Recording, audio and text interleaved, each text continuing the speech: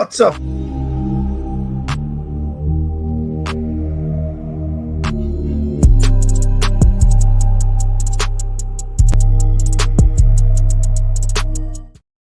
There you go. Monday morning here in San Diego, getting everything squared away here. Had a bit of a rough night of sleep, so logically it would make sense I'd have trigger fingers on bringing up the video and then bringing myself up live here on the channel. Thanks to everybody who's already joining me. 50 of you joining me live right off the bat.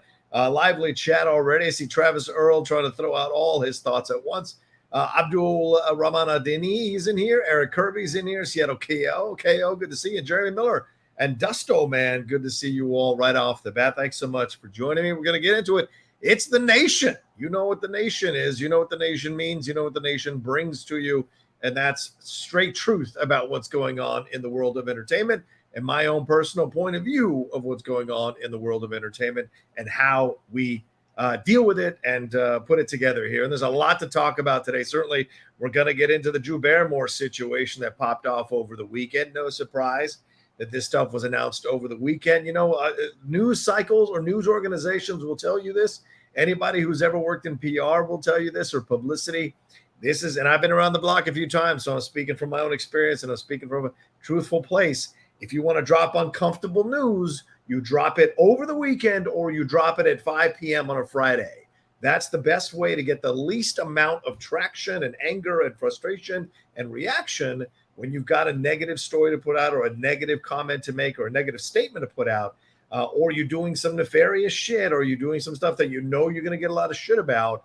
This is the time when you put it out so that you get the least amount of blowback. But clearly there's been a lot of blowback online on social media and from people at the WGA and SAG-AFTRA for the decisions that she's making. And I'll talk about that. I'll have some updates on that as well. Also get into the conversation that people have been having about the Ashton Kutcher, Mila Kunis, and others. I want to make sure it's not just them. There are 50 people who sent letters to the judge here in the Danny Masterson case to try to ask for leniency, or they asked for leniency for Danny Masterson to try to lower his sentence, and he was sentenced to 30 years. And of course, that's on appeal for the rape of those women that he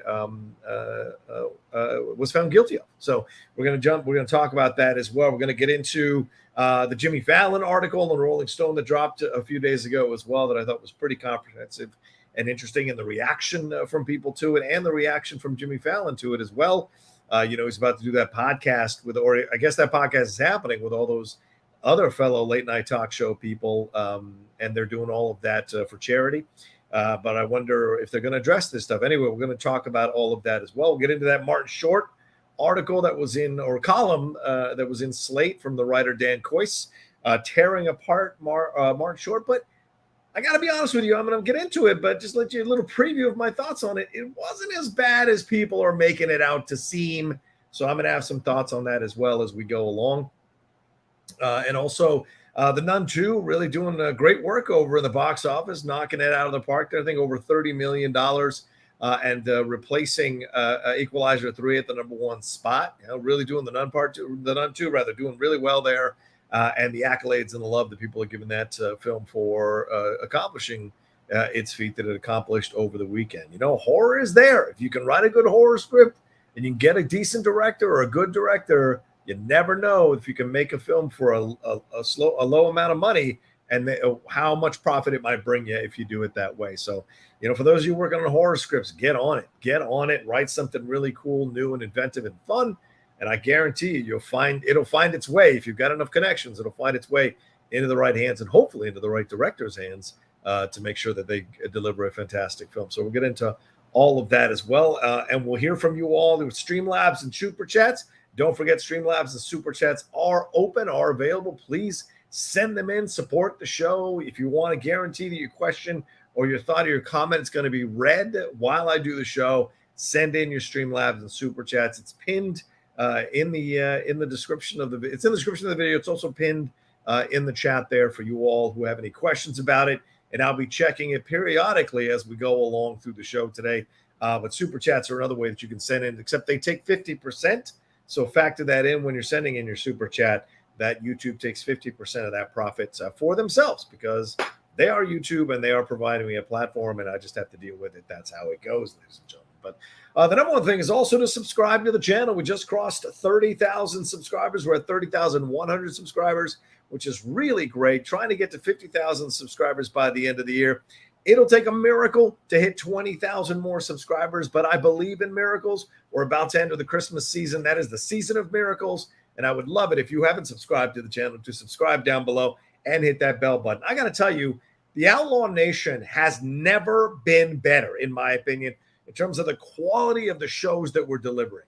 I think Geek Buddies is in a great level. The Hot Mic is in a fantastic level. The Jedi Way with Kevin Smets, and Laura Kelly, the three of us coming together here. I think we have really found our groove with a lot of the shows here on the channel. Been doing some good reaction videos as well, the reviews, and occasional live shows like this. I think the channel is at an all-time high, and nothing against anything that's been on the channel before. We've had some great shows on the channel before with the John and Wendy Show, Mornings with the Outlaw, and what have you, Impolite Truths, and certainly the sports channel. We had Game Time, we had Strong Style, all kind of spun off into their own thing. But I think the channel itself now has never been in better position, has never delivered better quality than it has now. And, I have to be patient with myself. I'm only 3 years into the game.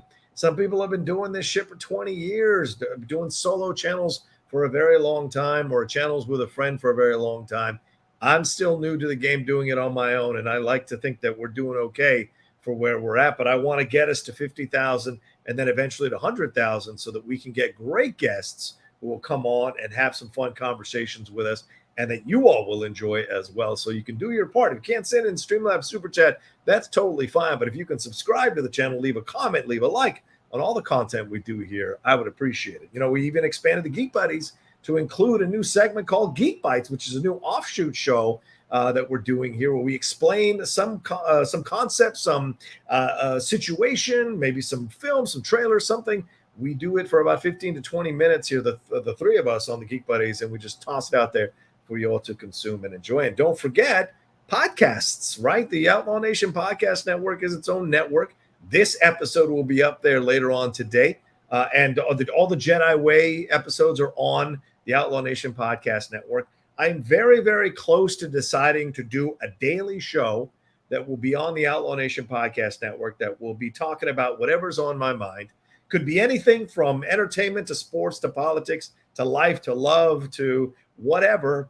And I'm just talking about it, and also have a mental health component to it every day. So that's what I'm looking at possibly doing to drive up subscribership to the Outlaw Nation Podcast Network. So just throwing all that out there for you all to consume. And I'm building as I go along, building as I go along. Ideas come along. I'm trying really hard not to be hard on myself, because I want to be farther than where I'm at. That's just how I'm built. I want to run. As soon as I can walk, I want to run. And I've always been built that way. So I have to be patient with my own mental health. I have to be patient with the process. I'm doing it all myself, except for obviously the co-hosts on the shows. I build all the thumbnails, descriptions, edit the videos. I do it all. So it can be a bit much at times. So just letting you all know that is my approach. That's my mentality with all of that. So let's see. Did I pin it in the chat? Is it pinned in the chat? Let me check real quick to make sure you guys know. Yeah, it is pinned in the chat for Streamlabs. Super chats are up. We got 100 and how many? 165 of you joining me live. Thank you so much. I appreciate it madly. But I do want to start with one thing, and that is, today is 9/11, and I do want to, before we get into all the drama about, people in Hollywood and their bubbles and the celebrity life that people leave sometimes, it makes them a little bit out of touch with what's going on in the real world and the actual world. I do want to take a moment to talk about 9/11, offer up a tribute. Obviously, it's been 22 years since 9/11. Some of you may be watching me, weren't even born or were babies when the years after 9/11 happened. But it was a very, very, obviously a very, very big deal in the history of our country. We were attacked. Many innocent people died, and it was horrible. And the experience there, a lot of people still have trigger warnings. I know my friend Maggie Levitt over there from Collider, and also from the Hollywood Critics Association. I saw her tweet, very moving tweet, saying she wanted to kind of block 9/11 because it's a very deep thing for her. She had people involved in it or people who were connected to it. And I think that's absolutely valid, and to have that, and it can trigger some things. And you think, well, it's been 22 years, but people do carry it around. People do still remember it. People do viscerally go through it. I know that there isn't a 9/11 that passes where I don't at least watch one documentary on the TV over there to kind of make sure I'm honoring the people who were the first responders, the people who showed up to help after the attacks in New York and at the Pentagon in D.C. And all of that, and of course United 93 there in Pennsylvania, what happened there. So there was so much about that day that I think still echoes. And people always say like, "Oh, never forget, always remember," but legitimately, always remember. You don't have to make a big show of it, but just keep a positive thought in your heart in the day for the people who experienced this, who are traumatized by it, who are still reliving it, who lost people they love.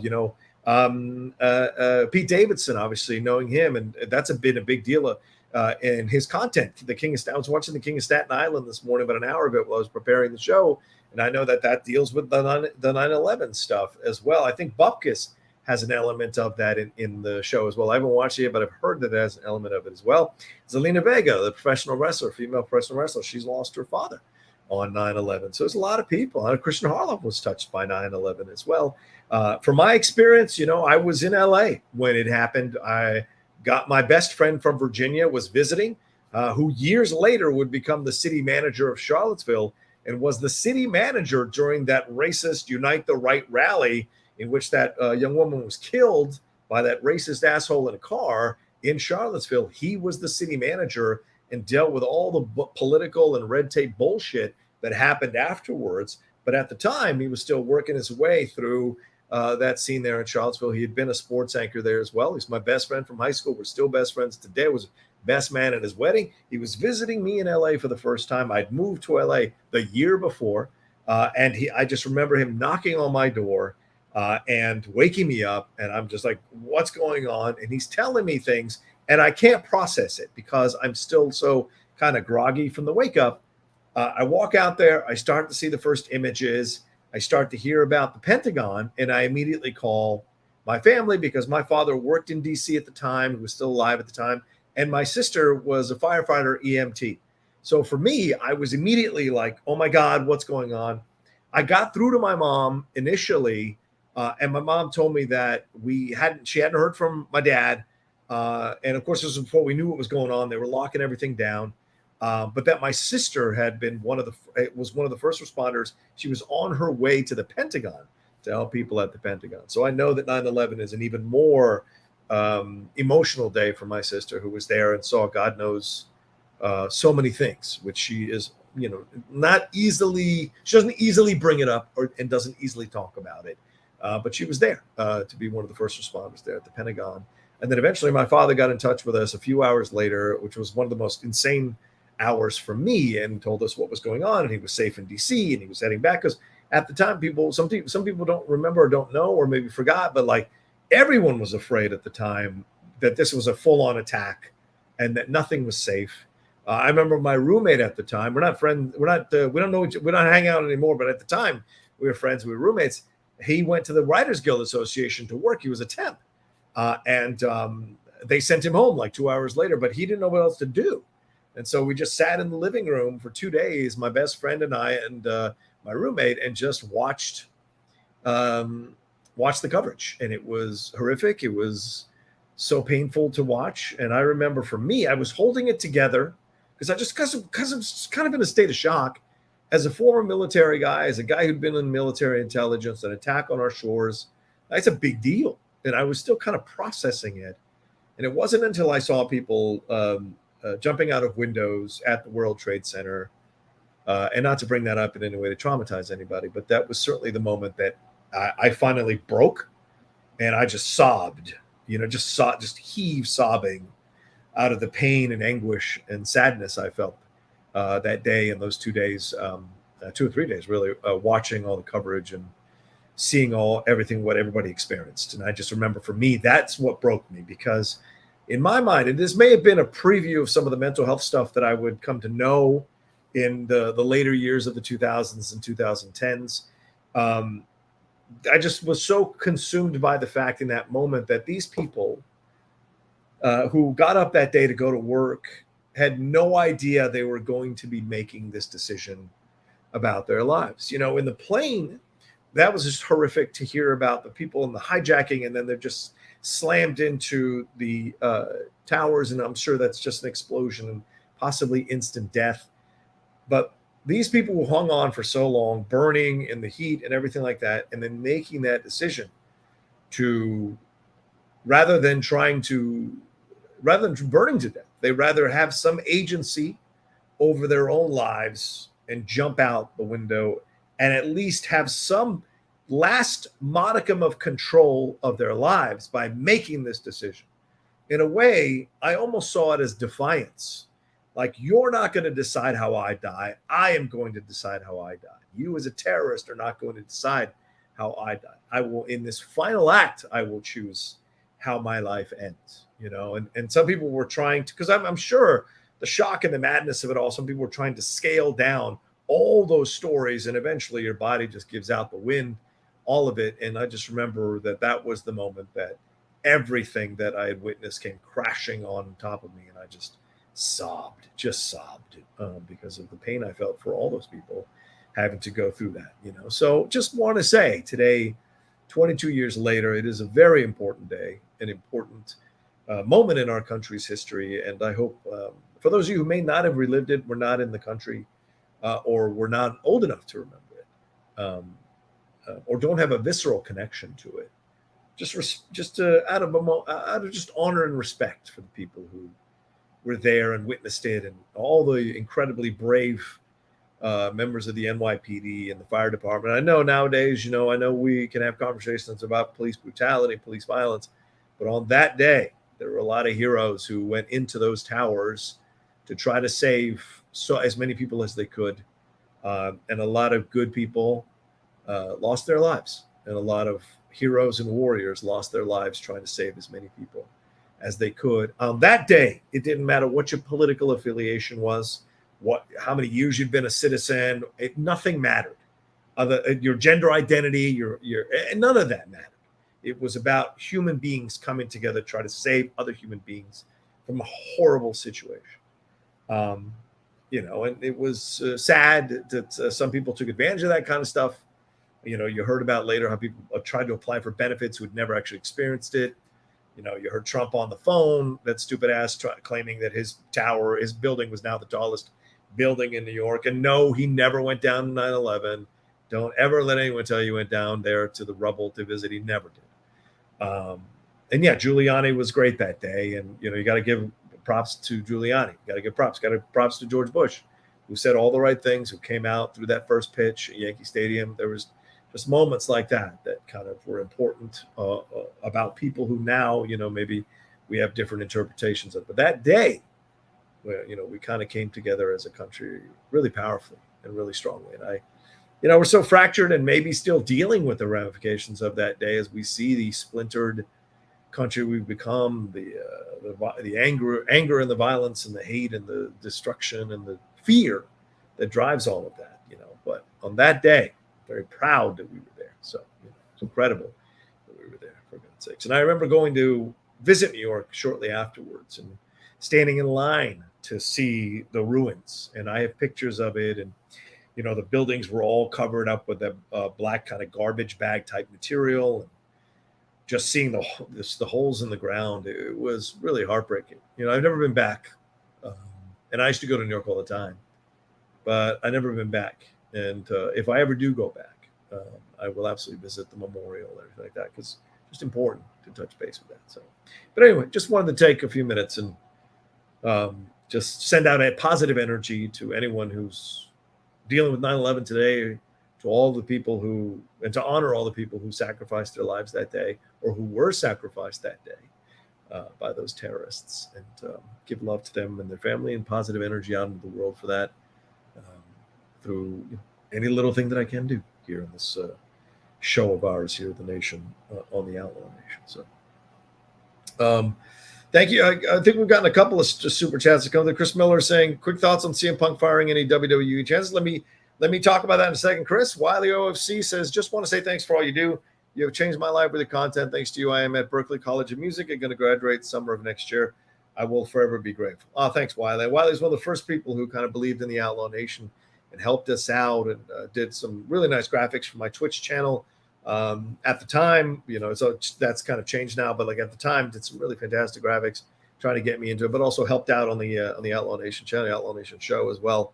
And I'm really proud of Wiley having gone forward with his career and his desires to have more going on in his world. So good on you, Wiley, as Travis Earl says there.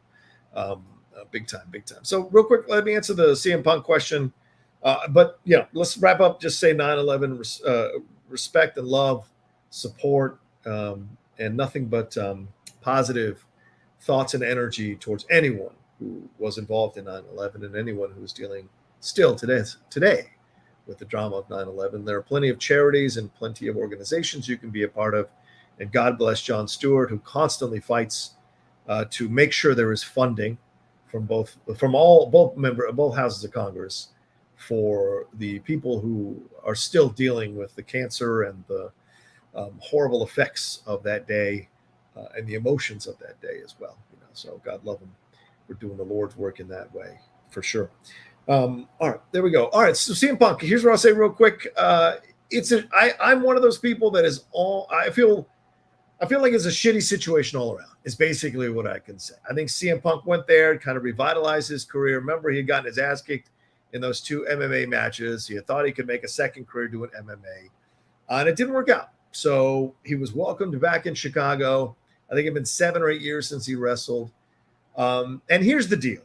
And see, this is the deal about any entertainment business. If you come back and you are a truth teller, you are someone who will absolutely give your opinion on a situation, you're not always welcome back. And it makes it even worse when you're the one who shows up and all of a sudden the ratings get higher, you're making more money, because then the people who don't like you are even more frustrated that you have even more cachet and more power in a situation. And I'm not necessarily not speaking from experience. Some people think that they are on your level in a certain situation when they're not, and they get mad that you're getting a lot of the attention, you're getting a lot of the views. Then when they get to stand on their own, their content or their views count isn't as strong as yours. And so you understand, and people get mad about that. People get jealous, people get frustrated, people get mad at the public. That being said, though, I think CM Punk blew it and about being a bigger man. I don't know how you let someone like Jack Perry get under your skin unless there's something else going on for him and what Jack Perry represents.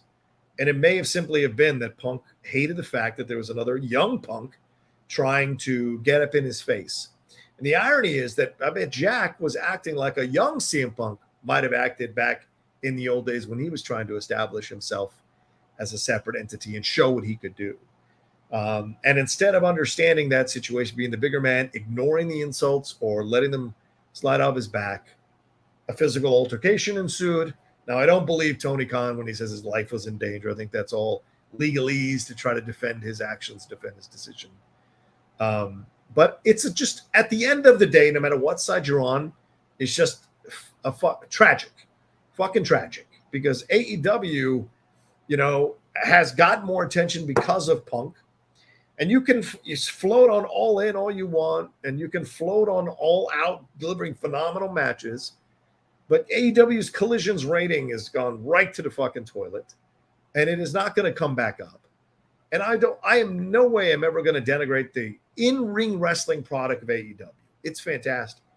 The out-of-the-ring stuff is where the drama and the issues come, with Tony playing favorites, with certain people in Tony's ears, where wrestlers are also EVPs, which is the dumbest fucking decision, and all of that, because it's cross purposes and it's inmates running the asylum, and you've got people and Tony's playing favorites. I mean, Vince played favorites, sure, but Vince also sacrificed his favorites in order to make money. Vince always understood business first, emotions, personal feelings second, both positive and negative. But I think with Tony, it's about, well, who's helping me out right now? I don't want to hurt their feelings. I don't want to touch, I don't want to have any problems. And that's not going to be the way you run a successful pro wrestling business.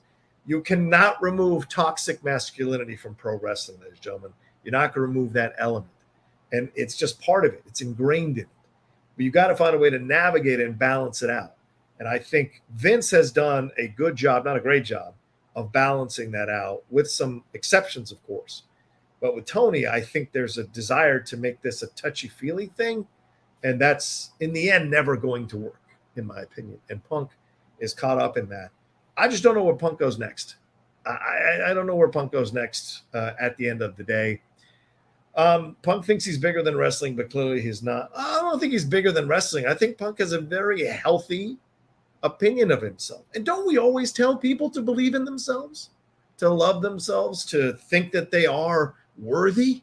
Isn't that all the content coming out nowadays is? No more do you hear the sad songs about heartbreak. It's all about, well, get the fuck on out my way, right? I'm going to get a new man or a new woman or a new person, whatever. There's no more songs that are like, oh, my heart is broken again. There's no songs like that anymore. It's very much about self-empowerment nowadays across the board. Nobody makes mistakes anymore. You can't call it failure. You got to call it a lesson. So it's these things that you see. And so it's changing in dynamics. So we can't, with one side of our mouth, say, you know what? People should believe in themselves. People should love themselves. People should think they're the best. And the other side of the mouth go, you know what? He thought he was the best. He thought he was the bee's knees. He thought he was king shit. So which is it? And so these are the things you have to navigate. Now, if you want a humble, confident person, then you're trying to tell people how to act. And that's not always the best path to walk down, is it? So, because it's a slippery slope. You want that quiet, humble person who's not going to drag attention. But here's Deion Sanders, with being the coach at the University of Colorado, elevating an entire school with what he's doing as a coach. And he is one of the biggest self-promoters on the planet. And he believes in himself. And he delivered a wonderful post-game message to young people and said, don't let these people tell you who the hell you are and what the hell you're worth. They didn't make you, so they can't break you. And I was blown away by what Deion said. I'm not always the biggest fan of his self-promotion, but I loved that. It's a great message. Because as someone who is constantly caught up in my own personal thoughts about myself and self-worth and people's comments about me, I'm always caught up in that cycle. And so to see someone of high status like Deion saying things like that to new generations, I think is really important. Because people are always going to hate. You've got to find a way to navigate out of that hate. I'll tell you the honest truth right now. Something I have had the hardest time getting over. It's a real truth. I'm not bullshitting, and I may get in trouble for this, but was my last Schmoedown match. I have yet to come to terms with it. I've tried. I've fought hard. But that day, I let all the negative energy of people who were not wishing me any kind of positive energy in my match, even though it was my final match. Like nobody came up, only two people came up to me and actually had a conversation about my situation. And I could sense that there were a lot of people who didn't like me anymore or didn't like me being around it anymore or thought it was old news in the situation. And that affected me before I went out there. And I just couldn't get it back. And I beat myself up over that day because I let other people's opinions, thoughts, and feelings about me override my own. And I will never forgive myself for that. Never. No matter what therapist I see or book I read, until I can find another situation where I can 100% make up for that moment, I'm never going to fully be over. And so I'm telling you who are younger than me, who are probably watching, or people my age who may be dealing with old stuff, do not let other people's opinions of you dictate who the hell you are, man. Fight for your place in the world. And I'm not saying Punk did that. I'm just saying I use it as a springboard to speak about this. Find your own way to find your value. People are always going to hate you. And especially as you move up further. I'm sure there are people who look at my channel today and are like, who the fuck watches Roka? Why do people watch Roka? Why the fuck do they watch The Outlaw? My shit's just as good as his. Why aren't they watching my shit? I'm sure there are plenty of people who can do that and plenty of people who will. And I'm small potatoes. compared to like Harloff or Campia or Merle or any of those other people who have got way more subscribers than I do on their channels. But there are people who are always going to hate the person above them or be jealous of the person above them instead of learning the lessons. Like, and this is something Christian taught me. I'll give him a credit because a few years ago I got into a bit of trouble mouthing off about Danny and Hector, and I was upset that as a Latino I wasn't getting the same offers they were to host shows, and I apologized about that to them. But Christian said to me, "Don't get mad you're not getting something. Find out why they're getting it, and do that, and figure out how to do your version of that." And I was like, that was a moment of wisdom from Christian. He doesn't always have moments of wisdom, but I love him. But it's but that moment certainly is something I've tried to adhere to. Like, what are they doing better than me that I can learn to do and do my own version of it to help me get to where I'm going? And that's how you have to look at people who are more successful than you. What are they doing that I'm not doing that I can do my own version of so that I can achieve some level of what they're doing? It's not going to be overnight, but it takes time. It takes hard work. I mean, this channel, 3 years I've been at it, doing this channel. I've been very fortunate to have some wonderful co-hosts, some great guests, some fantastic content, and a wonderful audience like you all coming along with me. So it just takes time. You got to put the effort in. Brian says you're only supposed to believe in yourself if it doesn't make anyone else uncomfortable. Yes, exactly. It's exactly, Brian. That's a great point. It's exactly the truth. It's the weird kind of mixture. Props for being so vulnerable while not getting over your last match. Always appreciate your candor. Thanks, man. I appreciate that. That's my life. That's my life. No, it was, see, I was like, what was it? No, it was me. It was personal. And it had been, how can I say this? It had been relayed to me in a number of situations because people were upset about the fact that I was still, grabbing attention away from them, especially the newer players. They were letting it known, and it was told to me by a number of people that I trust. And so it was all of that. But I let all that get to me, and I wasn't ready. I went out there, and I knew I was going to lose. And I had a loser mentality. I couldn't fight. I felt like I was just being led to the slaughter. And if I could do that all over again, I would be in a completely different frame of mind and a completely different approach. But that's the truth about life sometimes. For all the hand-holding and hair stroking and hugging and rubbing your back and making you feel better, sometimes you only get one shot at a moment. You only get one shot at a situation. So you got to understand the importance of it. I didn't at the time. And you've got to get yourself mentally prepared for it. So just letting you all know that in your lives, in your worlds, when those moments pop up, don't get caught up in being negative about yourself. Don't get caught up in other people being negative about yourself. Focus on doing the best you can do for you. And even if you fail, and Adrian said this to Rocky and Rocky 3, even if you fail giving it your best shot, and there's no shame in that. And I think at the end of the day, you can live with that more than if you allow other people to rattle you and unsettle you and make you uncomfortable. That's just the truth. Yeah, Mom Spaghetti.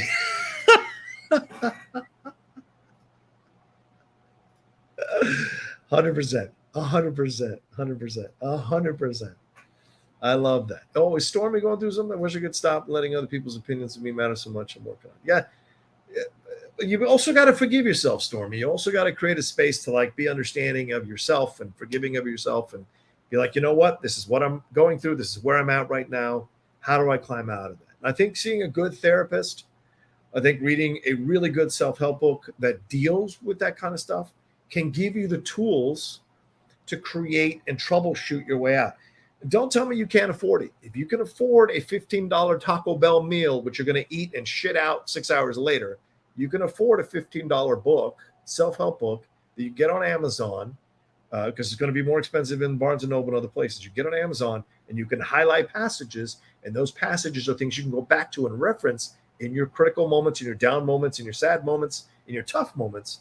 You can do that.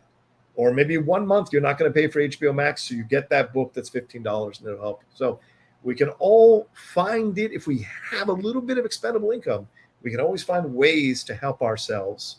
There's free apps for meditation. There's free videos on YouTube, even from psychiatrists and therapists, that you can watch that will help you get through and give you tools to process. Because let me tell you, the thing I learned about therapy that saved me is that once you understand how the synapses connect and how the thoughts lead you to an overall thought, you can learn how to short circuit the patterns that you've had in the past by creating new thoughts that lead you to a different, bigger overall thought about yourself or about the situation. And that's what therapy is finding new ways to finding ways to create new thoughts in your mind, so that when you start to slip down the hole, because it's not about eliminating the possibility of you slipping down the hole or feeling a lot of us are born with that, and that'll never go away. But it's about, okay, I'm feeling this. All right, in the past, I've thought this, and it led me to this negative situation. What it is, oh, I'm thinking this. Okay, now I know I'm thinking this. I need to think this. I need to think this and remind myself of this and remember this and remember that. And boom, all of a sudden, you're out of that place, right? And it's not easy. And I know for me, having an incredible partner like I have in the Lady Outlaw has completely almost destroyed my panic attacks. Like I don't have them hardly anymore. And the therapy that I did, the conversations that I have with myself in certain moments. And unfortunately, none of those tools were available to me that day, because there was just so much that was overwhelming me that day at the match that I couldn't find my way back to center. And so it'll happen. And forgiving myself for it, I've been working on it for years now, 3 years now since that match. Or 2 years, I don't know how long it's been. But yeah, but I'm trying. And maybe one day I'll finally, kind of let it, maybe one day in the past, because time heals all wounds. It does. Eventually, you just hit that wall and boom. I lost my father. It took me 3 years to process that loss. But once I processed it, I was in a much healthier place. And eventually I will process that. It will just happen. One moment, it will wake up and be like, you know what? I don't feel negative about this anymore. And, you just got to work on it. Oh, yeah, I already said that, right? All right, sorry about that. What self-help books do you, Paul? That's a whole separate video. And maybe it's something I should absolutely maybe do a separate video on for my channel. Just like, here's some books that I would recommend for you. And I'll tell you what, Danny Fernandez was really great when I was going through some really tough times in 2016. She slid me over some books that were so helpful for me. I still have them in my closet over here and occasionally reference them when I need to read certain things. So maybe I'll create a video where I suggest some of these books and put them up on the channel. And again, I'm not a licensed psychiatrist, therapist, or psychotherapist, or whatever it is. So I'll make that disclaimer in the video and make it very, very clear that I'm not telling you that these books are going to save you. I'm saying these are books that are possibilities for you to explore and see what you get out of them.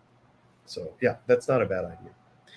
Mutai says, Roke, I may not agree with you on a lot of movie stuff. I respect the hell out of you, and I love this type of stuff when you talk about it. You're a good man. Thanks, you, Mutai. I appreciate it. I feel like I'm going on and on about subjects I didn't put in the title of the video, so I need to get back to that. Aisha says, if you want your haters to go away, eat some Taco Bell and lock yourself in a room with them. So true. So true.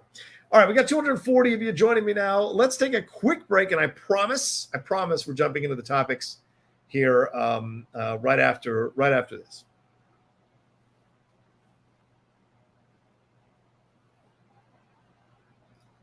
All right, so let's get into it. The first topic here is the Drew Barrymore situation. I don't know if you guys have seen this or been on top of it, but Drew Barrymore has gone back into production. In fact, today was her first day back after she initially stopped production on her talk show because of the writer's strike and the SAG-AFTRA strike. She had initially stopped production on her show in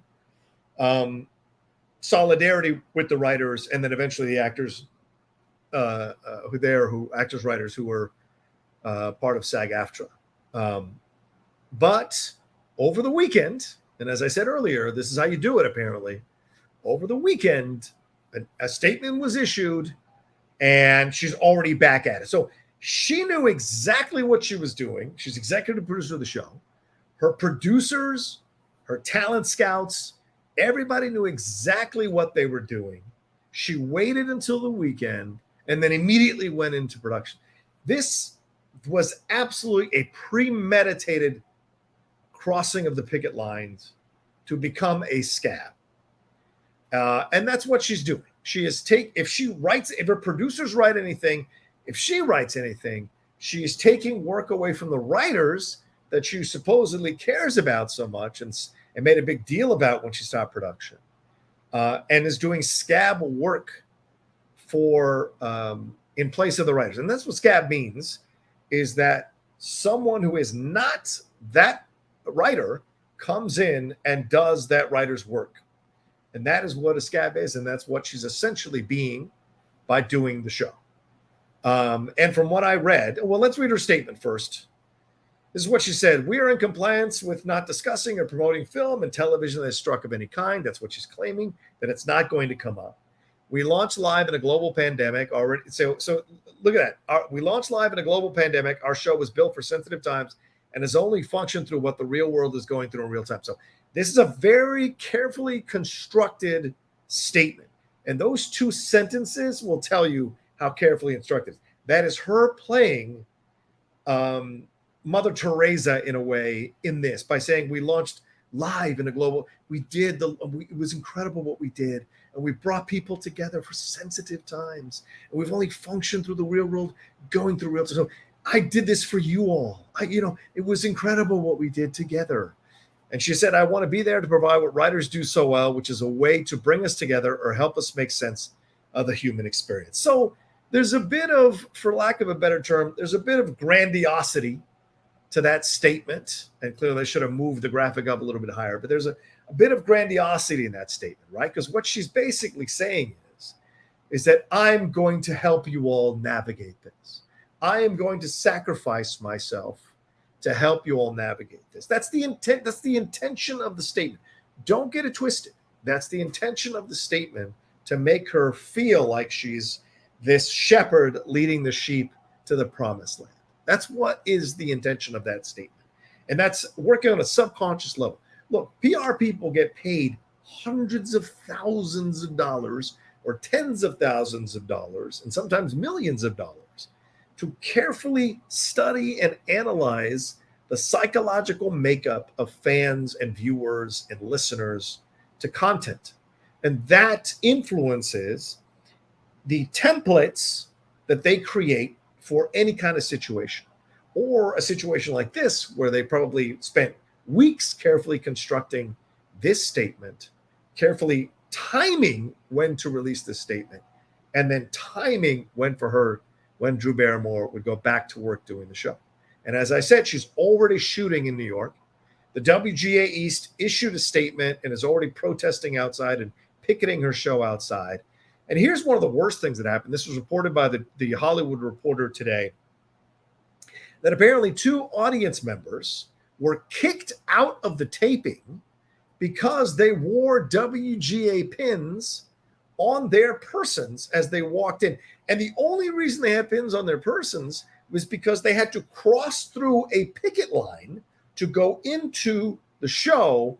And the people on the picket line, the writers there, gave them pins. And I'm sure the other audience members turned down pins, but these 2 people, Dominic Turicek, I hope I'm saying that right, and Cassidy Carter, who are 2 New York City-based students who had planned to attend the show after signing up for free tickets about a week and a half ago, were not aware that the strike was going on. So that lets you know, like, the statement was only issued a few days ago, but they were already quietly opening the door to free tickets for people, probably doing it in areas where they know there aren't a lot of writers, they wouldn't get back. And so they got these tickets a week and a half ago. And as they walked into the building Monday, they were handed buttons from picketers that read Writers Guild on strike. The 2 say they were asked to take off the buttons at security. Cassidy Carter complied. Turicek was still wearing his button as they entered the studio space. He said a crew member spotted the button and asked them both to leave. And here's the statement from the Drew Barrymore show.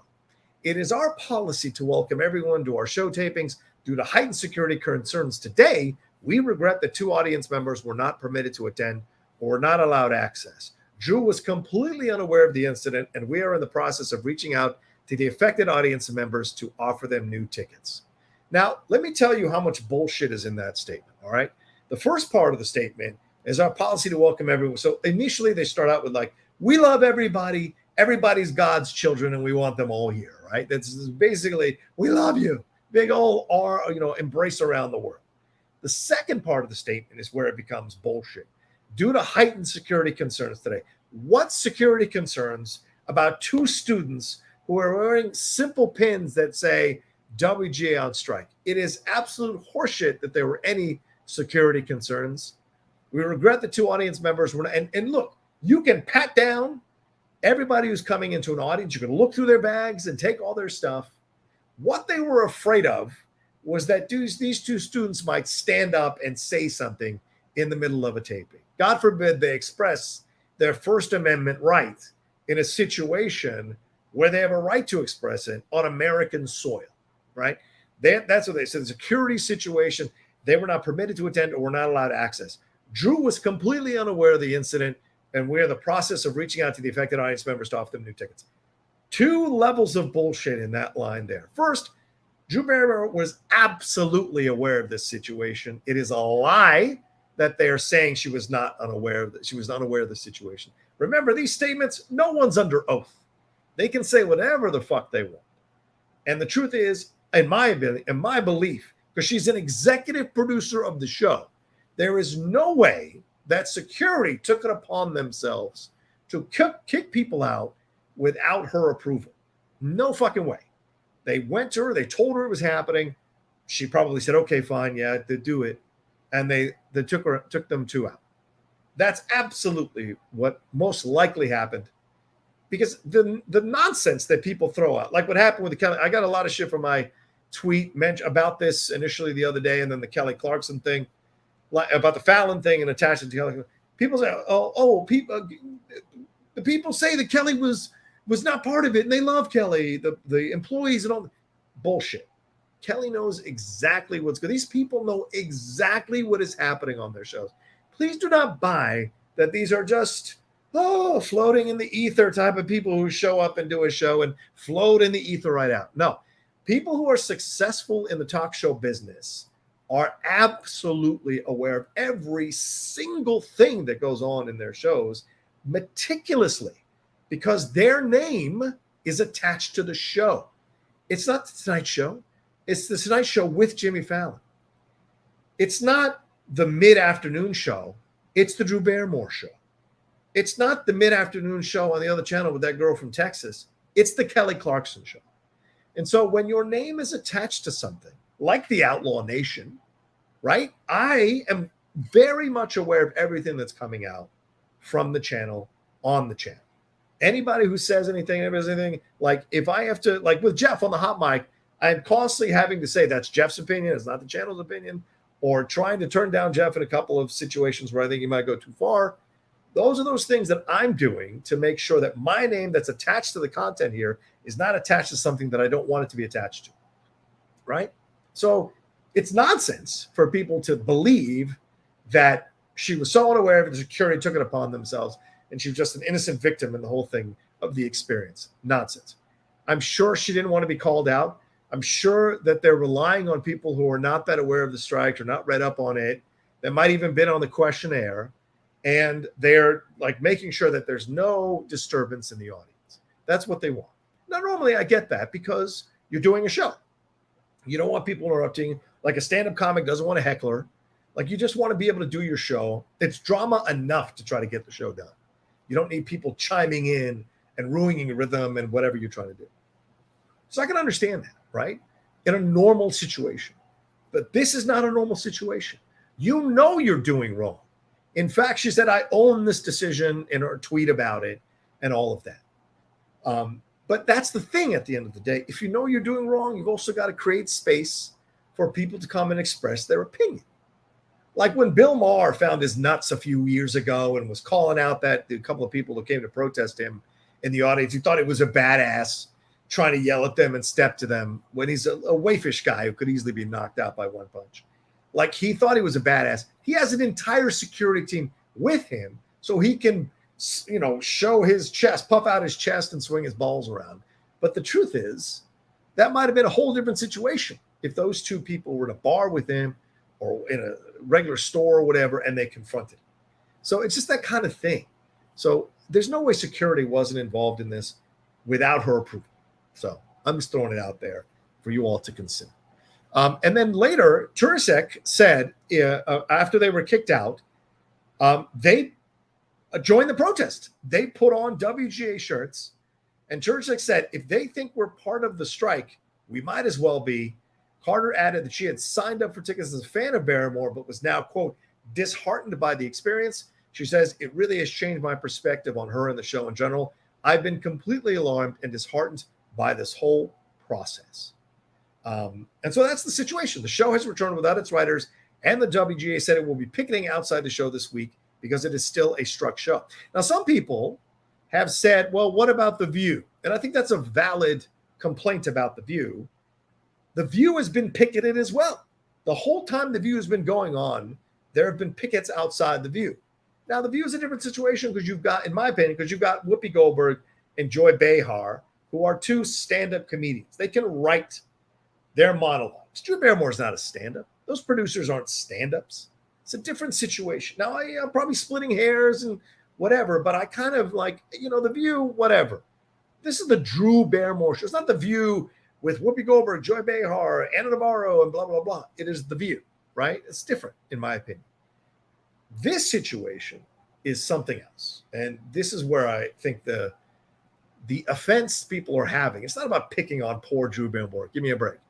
It's about calling something out when it's happening. And it's very similar for those of you who may not know this. The beginnings of the cracks on Ellen DeGeneres occurred all the way back in 2007 when we had our last writer's strike in 2007. Ellen DeGeneres initially for one day, I think it was one day or a couple of days, supported the writers in the strike and said she was in solidarity with them. And I think it was 2 or 3 days later, she crossed the picket line and kept her show going. So it's very similar to the Drew Barrymore situation for a number of reasons. Let me read what Ellen did here. Her statement. There's a writer's strike going on. This is back in 2007, by the way. There's a writer's strike going on, and here in Los Angeles, it's a huge story. I want to say I love my writers. I love them. In honor of them today, I'm not going to do a monologue. I support them and hope that they get everything they're asking for, and I hope it works out soon. In the meantime, now this is where her statement is very similar to Drew Barrymore's statement. In the meantime, people have traveled across the country. They've made plans. They're here. I want to do everything I can to make your trip enjoyable and give you a show. I'm going to sacrifice for you, right? Just like Drew Barrymore's statement was, we held each other tight during COVID, and I helped you through it, and I'm here to help you navigate these tough times as well in the world, right? This grandiosity that both of them feel, which masks the reality of the situation, okay? And that is, Ellen was on her last legs as a performer before the Ellen DeGeneres show took on. She would have ended up touring college campuses for the rest of her career because the show was done. And yes, she was getting unfairly and terribly, she was getting vilified for coming out as a lesbian at the time. And her movies, nobody was going to see her movie, Mr. Wrong. Nobody was going to see these movies. So she wasn't successful. The talk show host situation popped up, and she found success there, and she didn't want to lose it. She was desperate to be relevant, desperate to be famous, desperate to make millions, and it happened.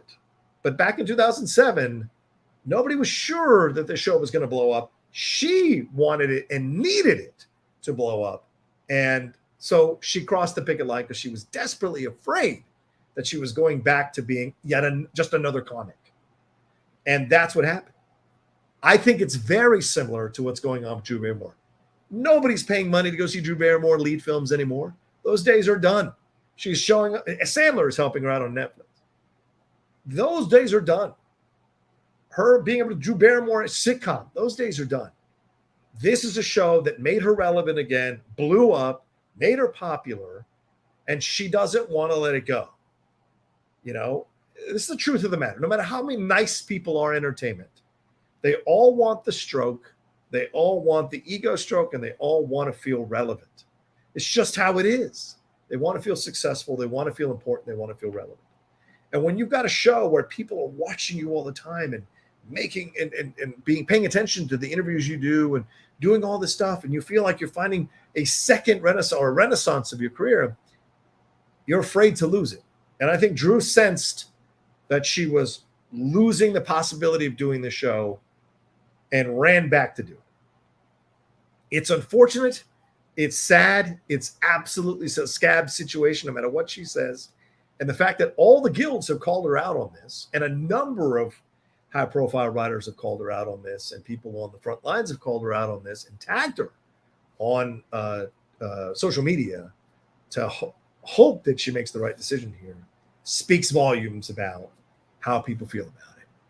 So that's what's going on here. Don't get it twisted. It is not, I'm going to help you through the pandemic and help you through the strikes. And, people traveled all this way. They deserve my best. It is none of that Andy Hardy, for lack of a better term, bullshit. It is actually about ego, performer's ego, a performer's insecurity, a performer's desire to be relevant on the front lines and watched. And both of them were in similar positions in their careers, and both of them made the exact same decisions. And don't ever believe any statement that comes out that says anything to the contrary. All right, that is the actual truth of what is going on in the situation. So yeah, it's scab work there, and we'll see, because I think Yahtzee is protesting this. So who are they getting to run the lights? Who are they getting to move on? And you compare it to the talk show hosts, and we'll get to Jimmy Fallon's situation, but like all those late night talk show hosts are coming together to do a podcast. By the way, I loved how someone called it out. Wow, the caucasity of white talk show hosts at night, and the maleness of all it's all white males, and they're all coming together to do that podcast and give the charity the money that's made off the podcast to another thing. And that's another way. That's them just wanting to do something creatively, and that has nothing to do with their talk show hosts, or sorry, their talk shows, their late night shows. They're coming together, and that's how you kind of work around this, is that you do something with a group of people that's not written, and you sit around and shoot the shit, and your natural talent comes through, and you make money off of it, and send that money, because you have enough money, and I'm sure Drew has enough money to send to the charities and whatever. So you're doing it for the right reasons, right? Nothing about the Drew Barrymore show. None of the statements have said they're going to send money to charities or send money to the guilds or give money to the Actors Fund. None of that has been part of their statement. So it's all about, and it's not about her staff. It's not about these people who might be unemployed if they don't work.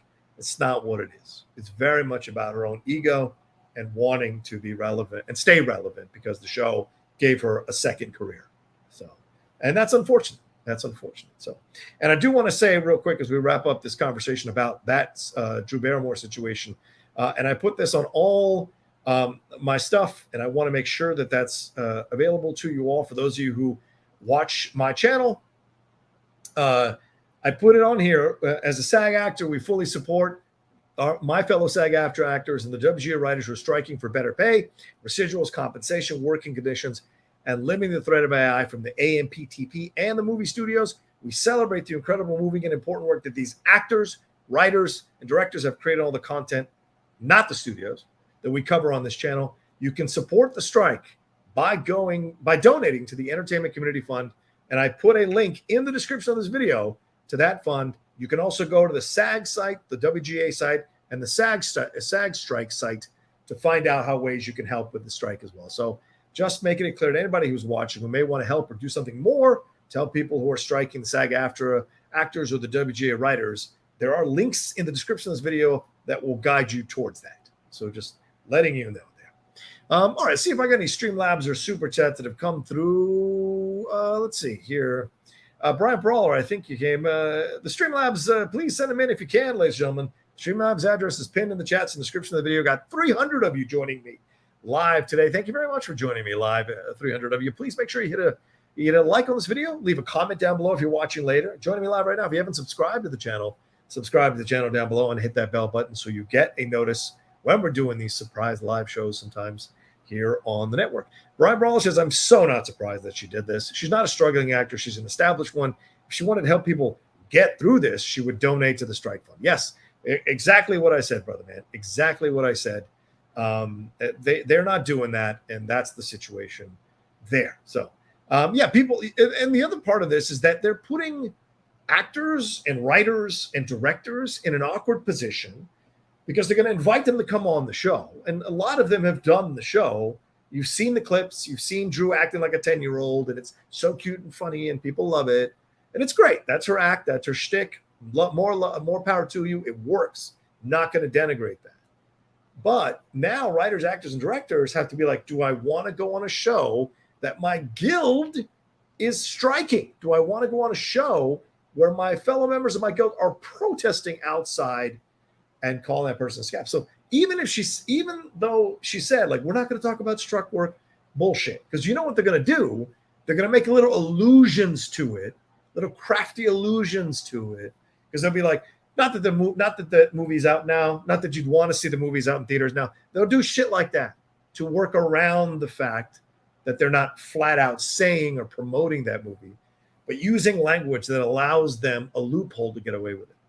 And that's what's happened. And that's what's going to happen, unfortunately. So just letting you all know.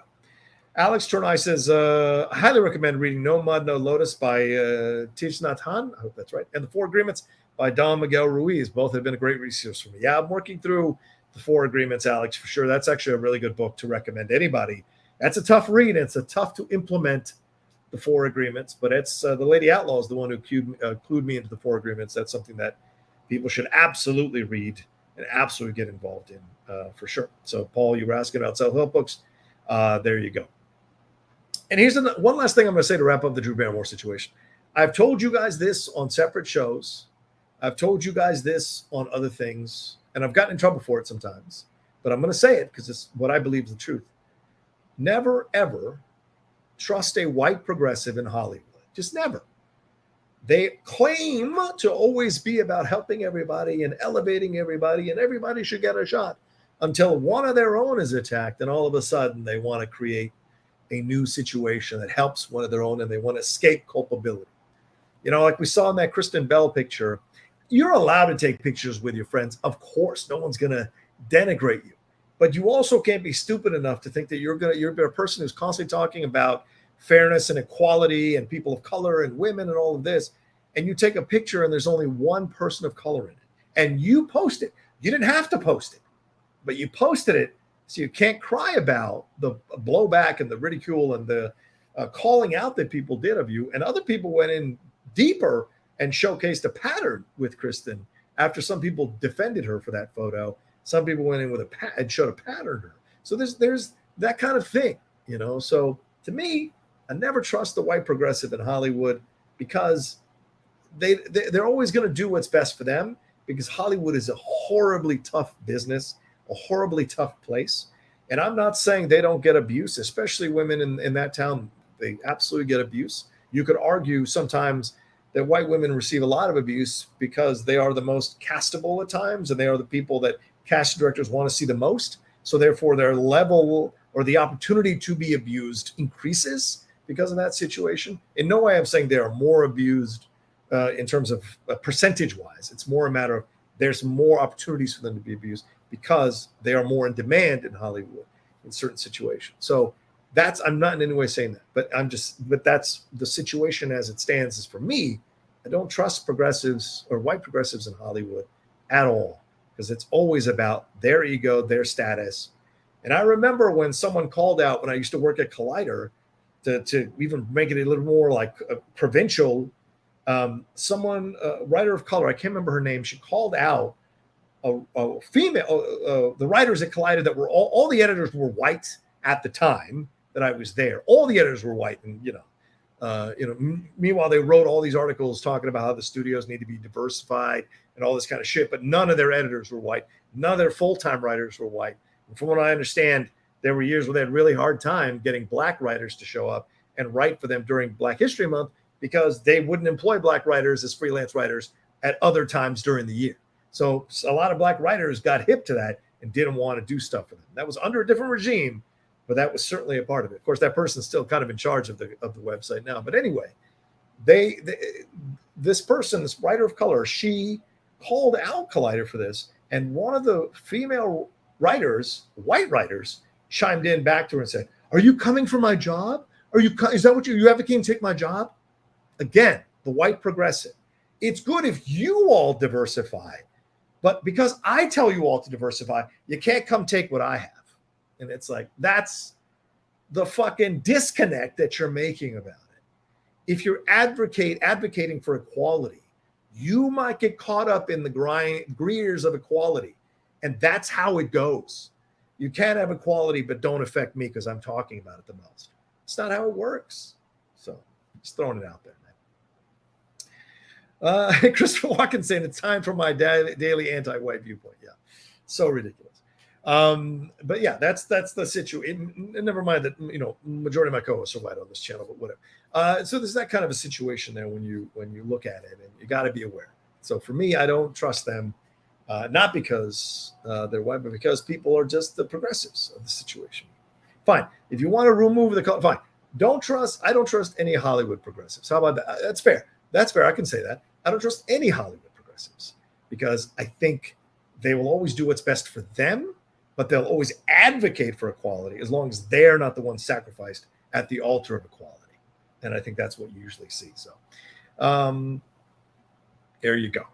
Let's see here. All right. So actually, let's take a break now. With 320 of you joining me right now, I think that was all the Streamlabs and Super Chats. Yeah. All right, cool. Just want to make sure we got all of them. Oh, Wayne Edwards sent one in. Thank you, Wayne. He says, "What's up, Roca? I am so happy for your current success." Oh, thank you. It's very kind of you. And I'm knocking on wood that I hope it continues. "I have followed you since Collider. Hearing that you will have a new one that offers your mental, emotional take on topics would be gold. Keep rocking." Yeah, I got to come up with a name for that because I do enjoy just kind of talking off the cuff about this stuff and relying on my own knowledge about it all. And a more constructed, format for a show like that, I think would be really instrumental in making sure I put it out there. But yeah, it's definitely a thought I'm having, even if it's only an hour-long show every day or every couple of days.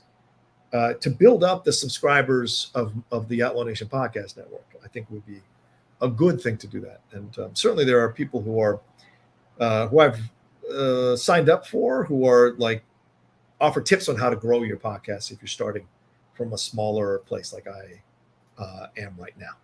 All right, so there you go. That's the Drew Barrymore situation. Let's take a quick break, and we'll jump into some more talk about, we'll jump into the Ashton Kutcher, Mila, and the Danny Masterson stuff right after this.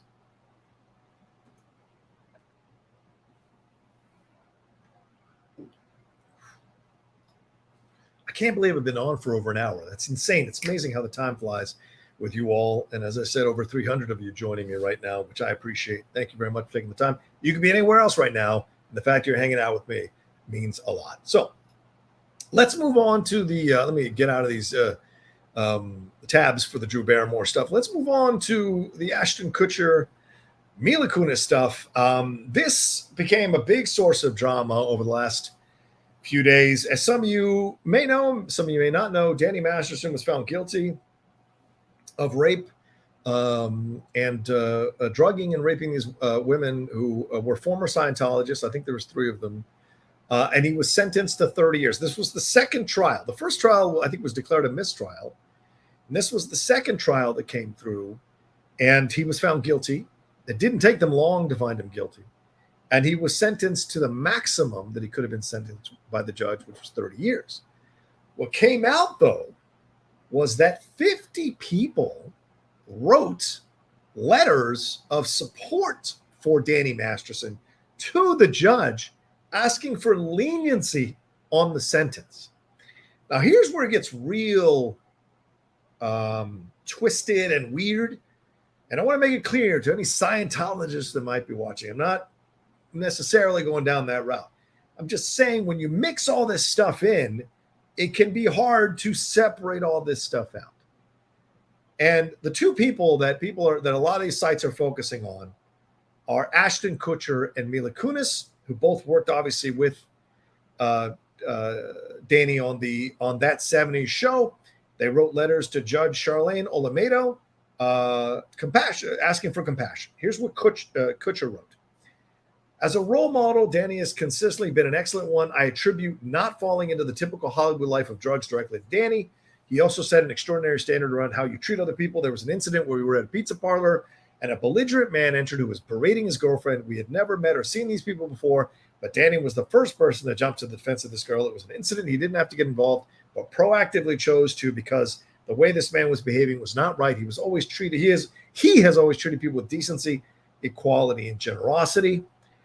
Never mind that you standing up for a woman in one situation doesn't mean later you couldn't possibly take advantage of these women.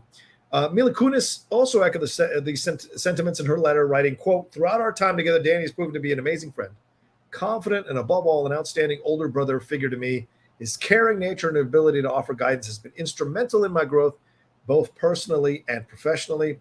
David Traynor, who was an acclaimed director who worked with Masterson on both that 70s show and The Ranch, called the actor, quote, a man of upright values. Actors can be demanding. He is the opposite.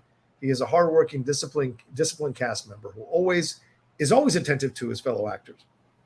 Notice, no mention of the women, no mention of him taking advantage of these women, raping these women, possibly drugging these women is what came out in the courts. No mention of any of that.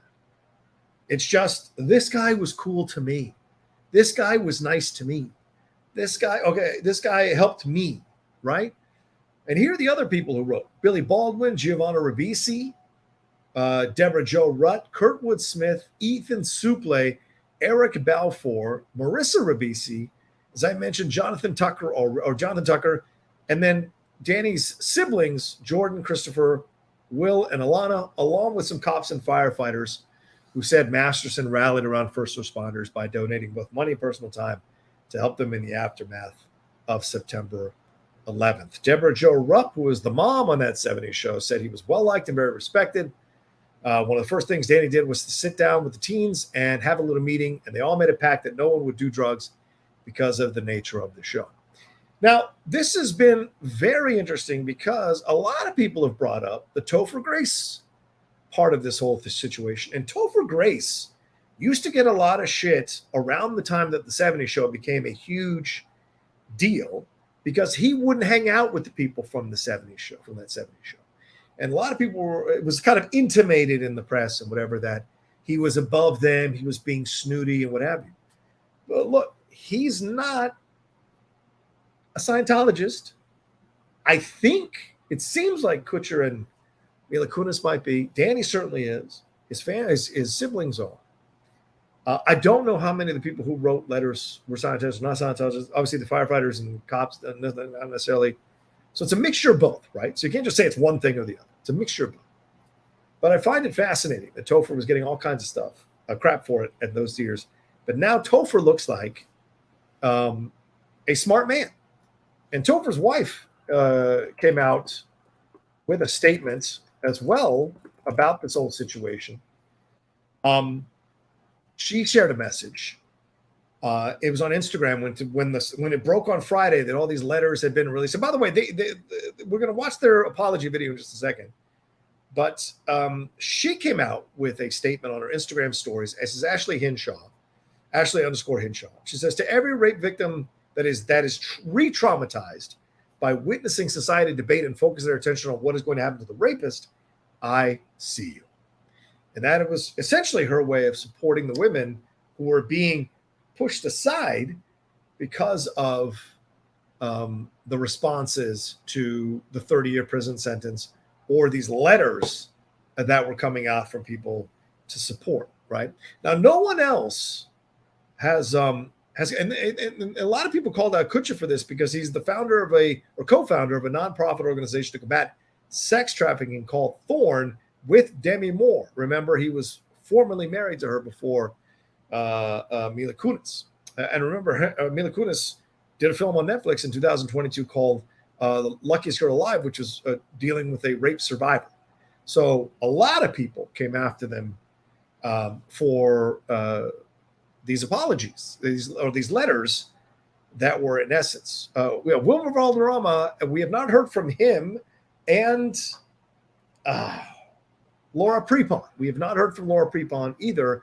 And I think Laura Prepon was a Scientologist and is not a Scientologist now. So it may be that she doesn't want to incur any of the wrath. We've seen, if you watch those videos, we've seen what can happen to people who are former Scientologists who speak out against the religion. Certainly, Leah Remini has had seasons of showing you what happens to that. But Christina Ricci also issued a statement on this on her Insta stories. And I want to read this out to you all. coming up with a graphic here. This is what she said. So sometimes people we have loved and admired do horrible things. They might not do these things to us, and we only know who they were to us, but that doesn't mean they didn't do the horrible things. And to discredit the abused is a crime. People we know as awesome guys, quote unquote, can be predators and abusers. It's tough to accept, but we have to. If we say we support victims, women, children, men, boys, then we must be able to take this stance. Unfortunately, I've known lots of awesome guys, quote unquote, who are lovely to me, who have been proven to be abusers privately. I've also had personal experience with this. Believe victims, it's not easy to come forward. It's not easy to get a conviction. So as we talk about this, by the way, Christina Ricci very powerfully delivering that message there. And I thought it was a fantastically well-crafted message that spoke to a lot of people who still are in this place of like, well, if I didn't see it and he's an awesome person, it couldn't possibly have happened. Right. And so this is a part of it. Right. And so this is what you deal with in a situation like this. So apparently, Mila Kunis and Ashton Kutcher got so much blowback for this that they issued a public apology. It was a minute-long video of it. And I'm going to bring it up. We're going to watch it, and I'm going to analyze this video for you because I think it's important for you guys to be aware of how these apologies are delivered and how the behavior and the words that they're saying. That's really important. So let me share the screen here real quick. So, and let me blow it up. So I'm going to walk you guys through. Wait, do I have any graphics on? Oh, yeah. Oh, God. I've got the old school graph. Hold on a second. I forgot. Last time I did a thing on here was with Scotty. So let me bring myself up a little bit. Okay. So we're going to watch this video. And, you know, this one better. Maybe. Yeah. All right. So let's take a look at this video here, and we'll walk through it real quick. Make sure the sound is up here so everybody can hear it. We are aware of the pain that has been caused by the character letters that we wrote on behalf of Danny Masterson. We support victims. We have done this historically through our work and will continue to do so in the future. So right there, right off the bat, it's not we apologize. It's not we're sorry. It's not naming the people. None of that stuff. It's we're aware of it. Someone has made us aware of it, right? And Ashton is kind of looking off and not really, you know, and Mila's looking at him, waiting for her cue, like an actress would, waiting for him to finish his line so she can deliver her line, right? And you see, and there's a bit of indignation in Mila Kunis. And if you've ever seen her, she's a very opinionated, strong-willed woman. It's one of the things I love about her as an actress. And as a person, before this situation, I like that she knows who she is. You know, with the Ukraine situation was happening, she was one of the first people out there talking about getting donations and trying to rally support for the Ukrainian situation and get money in support for that. So, you know, I appreciate that. And yes, look at the appearance of them, right? They both look like they've been traumatized by this. They've been crying about it. The whole look is to look like normal human beings in their backyard delivering this line. Like she's wearing like a gray shirt. She's got a minimum amount of makeup. He looks like, you know, he's just been dealing with it and pouring it over in his head. A couple months ago, Danny's family reached out to us and they asked us to write character letters to represent the person that we knew for 25 years so that the judge could take that into full consideration relative to the sentencing. Now, I think there's nothing wrong with that. The family's going to reach out. And he doesn't specify who the family is. Now, if you don't know anything about the Danny Masterson situation, his father, his biological father, is alienated from his children because he was deemed a suppressive person, which means they can no longer have any indication or any connection with him. And apparently it came out in letters that his siblings wrote that they blamed their father for abandoning them when, in fact, they're the ones that took the impulse to push their father away because the church Scientology told them to push their father away. So their father didn't abandon them. They were told not to have any more contact with their father. And that's the difference there. So to blame the dad for something he didn't do other than not want to be in Scientology anymore, I think is an interesting tightrope to walk. But here with Ashton saying this, like, hey, they reached out and they asked us to write letters about the guy we knew for 25 years. Them reaching out makes sense. And I saw a lot of people kind of defend this and say, like, well, if it was my friend, I'd probably want to write something. I get that, but you can always say no. The option was there to say no, to think like, look, let me read more about this. Let me see if I can, talk with the lawyers of these women and hear what they think, or maybe I can, you're Ashton Kutcher or Mila Kunis. You could possibly sit down with them or hear or read the transcripts from the trial so you can be more aware of this. But they said yes and wrote the letters. The letters were not written to question the legitimacy of the judicial system or the validity of the jury's ruling. That's such a red line. She's totally reading that line. It's very much full of lawyer speak, very much saying like validity and we're not undermining anything. We just wanted to speak in support of Danny. They were intended for the judge to read, and not. So this is okay. So to undermine the testimony of the victims or re-traumatize them in any way. We would never want to do that. Now, I think there is an element of truth that they don't want to re-traumatize victims. I just think they didn't think this through. Or if they did, I've seen some more ardent or hardcore people say that Scientology was leaning on them. I don't have any evidence of that, so I can't make that claim. I don't know what went on behind the scenes. I don't know who said what to who. That's a world I don't know. I don't know if I've ever met a Scientologist. I don't know if I've ever had a conversation with a Scientologist, other than maybe Elizabeth Moss, who had a conversation on the set of Invisible Man, but it was never recorded. She came and sat down with us, and we had a nice 5-10 minute conversation with her. Very sweet, very lovely person. But I don't know anybody who's Scientology, to my own knowledge. So I don't know what they would or couldn't do or whatever. So the other stuff with Danny Masterson, that's documented. So this is something I don't know about. But what he's saying here, I think, is interesting in how you look at how he's administering this. I don't want to re-traumatize them. It wasn't my intention.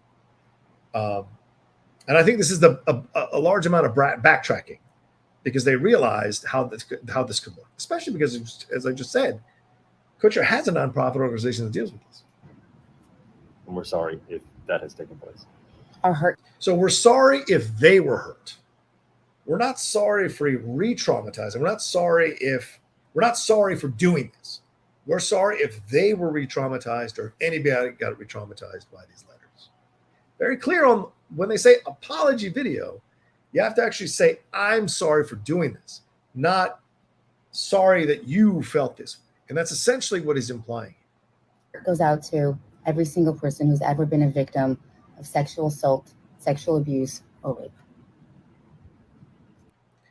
Now, the delivery here is something that I can understand why people might be upset about, right? Because she's saying it, whatever, making sure everything okay, and then goes to turn off the thing. So you almost feel like she's offended that anyone would even remotely consider or think that they would be so insensitive. But it's very important in a situation like this to take a look at yourself and be like, well, what actions did I take that caused people to feel this way about the situation? What actions did I take that caused this kind of hurt and this re-traumatization of the victims? And I think one of the victims came out, I hate saying victims because it implies lesser than, but one of these women, I think one of the women came out and spoke about, and not to say that they aren't victims, obviously, just saying like it seems to kind of make it as a lesser in my mind. They're not lesser. They're actually superior because they were able to they were able to have the guts and the bravery to leave Scientology because their implication was that Scientology was trying to get them to renege on these claims and bury them and encourage people not to testify in support of their claims. And that Danny was basically using his high status in Scientology to try to shut them up. So there's a certain amount of courage it takes for these three young women to come forward and speak out, knowing they were going to be deemed suppressive people by Scientology. So I find this to be an interesting moment in all of this because you see her kind of like throwing it away. And I think she means it in an offended way. Like, how can anybody ever think this? But again, you've got to have that moment where you go, okay, what can I learn from this? How should I have approached this differently? And this feels like a bit of brand saving on so many levels. The problem is that this apology got even more vilified than the letters, because the letters you can kind of maybe make a rationalization in your mind that, you know, they're defending their friend that they've known for years. You could say, not that it was right, but you could go in your mind, like, I get why they think they should have done it. But then to deliver an apology that feels very scripted, rehearsed, choreographed, dare I say costumed, dare I say make-upped, to look like a hostage apology video, I find that to be fascinating and very much about trying to make them sympathetic rather than saying they did anything wrong. Well, now I do find it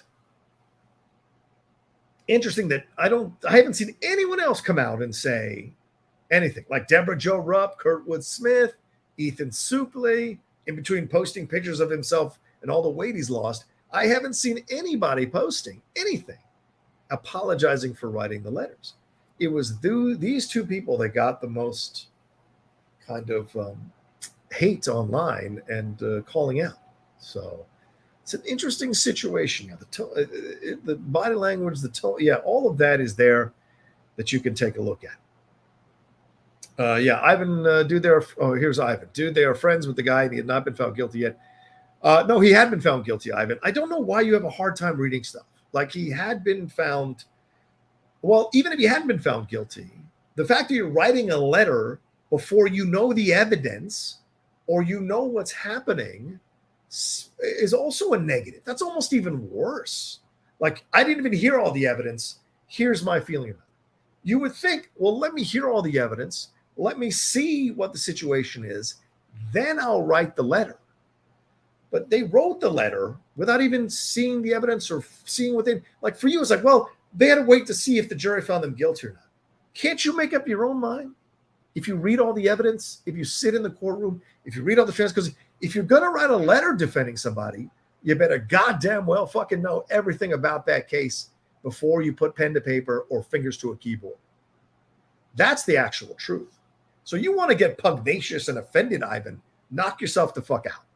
But I'm telling you that you have to analyze the situation and know what you're doing and have a full knowledge of a situation before you're going to do something like this that could put you and your brand in jeopardy of getting vilified by a large number of people. That's the actual truth. Eric says, hey, John, I just want to send some love. Thank you for all that you do and for creating a space for insightful conversations. Thank you, Eric. I appreciate you watching. I appreciate all of you watching, 320 of you hanging out with me. I appreciate that very, very much. Hey, Dom, what's up? Good to see you, brother. Dom says, I married into a family that is good friends with the Masterson family. It's actually been hard to see people close to him cope with seeing their friend go to jail for so long. Well, fine, but why don't you get to know the family members of the rape victims and find out how tough it is for them to deal with the fact that they're having to watch their loved ones go through the trauma of being raped, being questioned, being pursued by the Scientology, being hassled and harangued by God knows how many people. Like, please, I'm glad you know them, Dom, but to me, balance that out by getting to know or finding out how these women are dealing with the ramifications of the actions that this man has wrought upon them. And it's supposed to be difficult. It's supposed to be difficult when someone does horrific things like this. And from what you read in the transcripts, it's pretty hard stuff to read. So I get it, but so it's this thing at the end of the day. It's like I get it, but there's a balance here. If you're going to focus on one section of pain, open the door to the other section of pain so you balance that out. So that's what I say there. Yeah, you can read up on both families. Yeah, absolutely. Have that balance. So the letters that were wrote asked the judge to be lenient on sentencing him. Yes, exactly. That's for sure.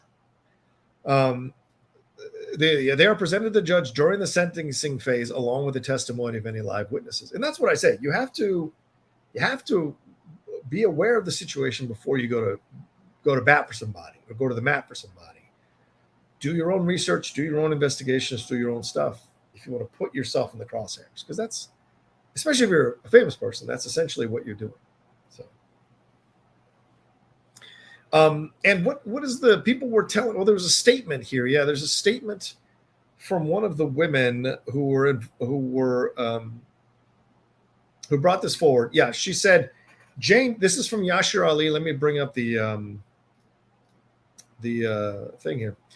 She said the tweet from Yashar Ali, who, if you don't follow Yashar Ali at Yashar, I recommend you do. He's got incredible amount of information on all of this. I'm only scratching the surface on all the information surrounding this. But he said, Jane Doe number 1, also known as Jen B., one of the women Danny Masterson was convicted of raping, just texted me her reaction to Ashton and Mila Kunis' video.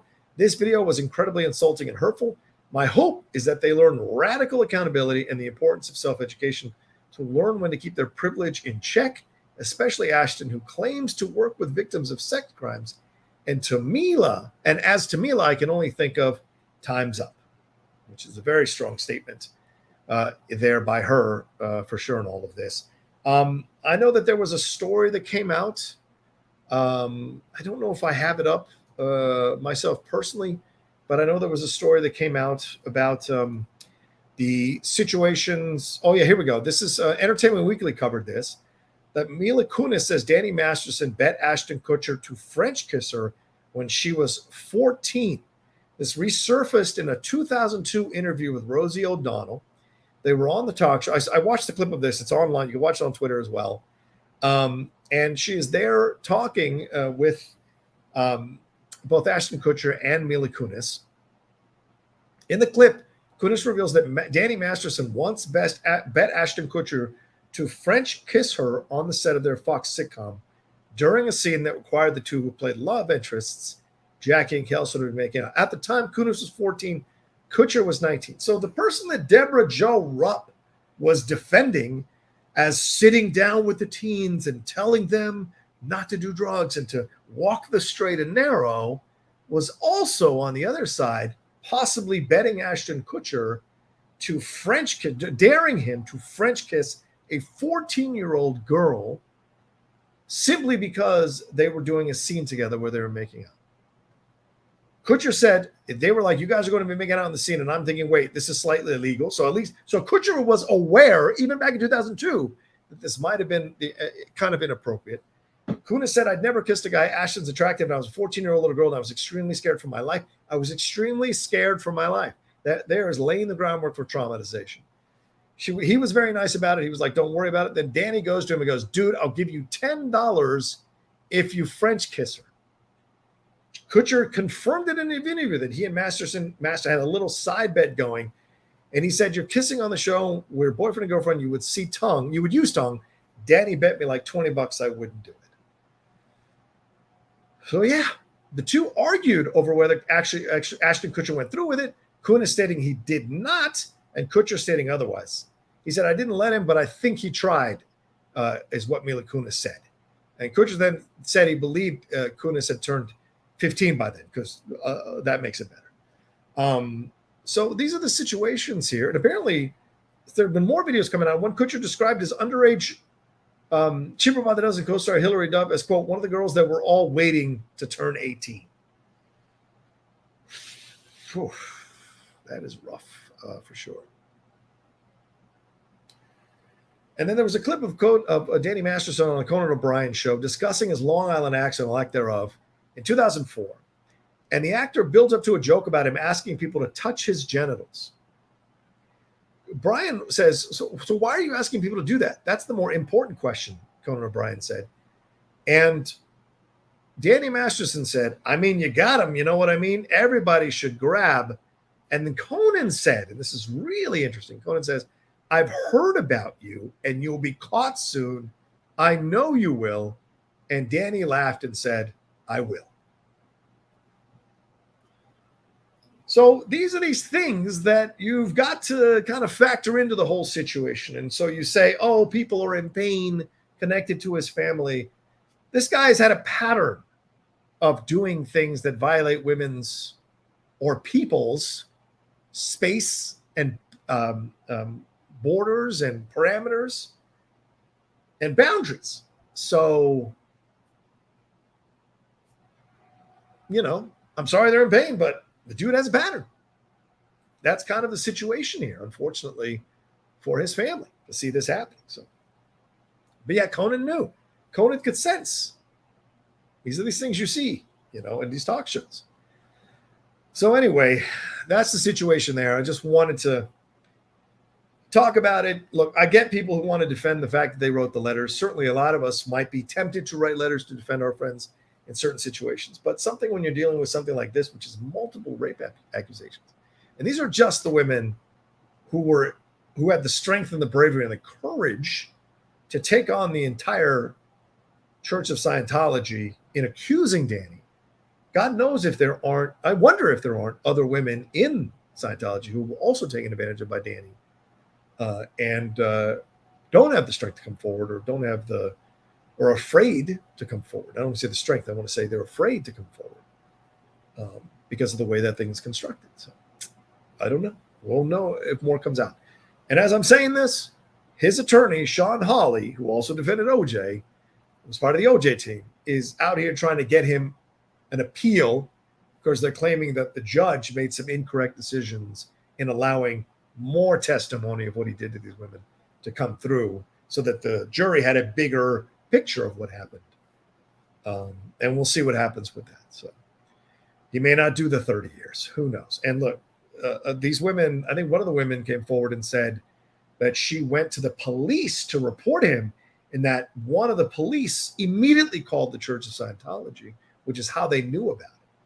So don't ever doubt how long these tentacles are with situations like this. And it's unsettling. Anonymous sent in a Streamlab and said, Mr. Rocha, apologies for the late query, but what's your gut reaction to scabbing? Because you realize your national union hates you as much as your employer. I don't know what that means. What's your reaction to scabbing because you realize your national union hates you as much as your employer? Yeah, I don't know if I can make sense of that. My gut reaction is I don't think scabbing is a good thing. And I would, if I was on a show like that, I don't think I wouldn't do it. So yeah, weird. How does your employer hate you if you're scabbing? That's confusing to me. Anyway, let me hit one more of these super chats that came through here from Eric's. He said, oh, you already did, Eric's. Thank you very much. I already read it. Apologies. All right, let's take a quick break from this situation, and we'll move on to other stuff. I got about 20 minutes left in the show. So if you want to send in some support, some Streamlabs and super chats, do it now so I can answer them before I get on out of here, because Lady Outlaw and I are going to grab some lunch after I'm done with this. And we'll be right back right after this.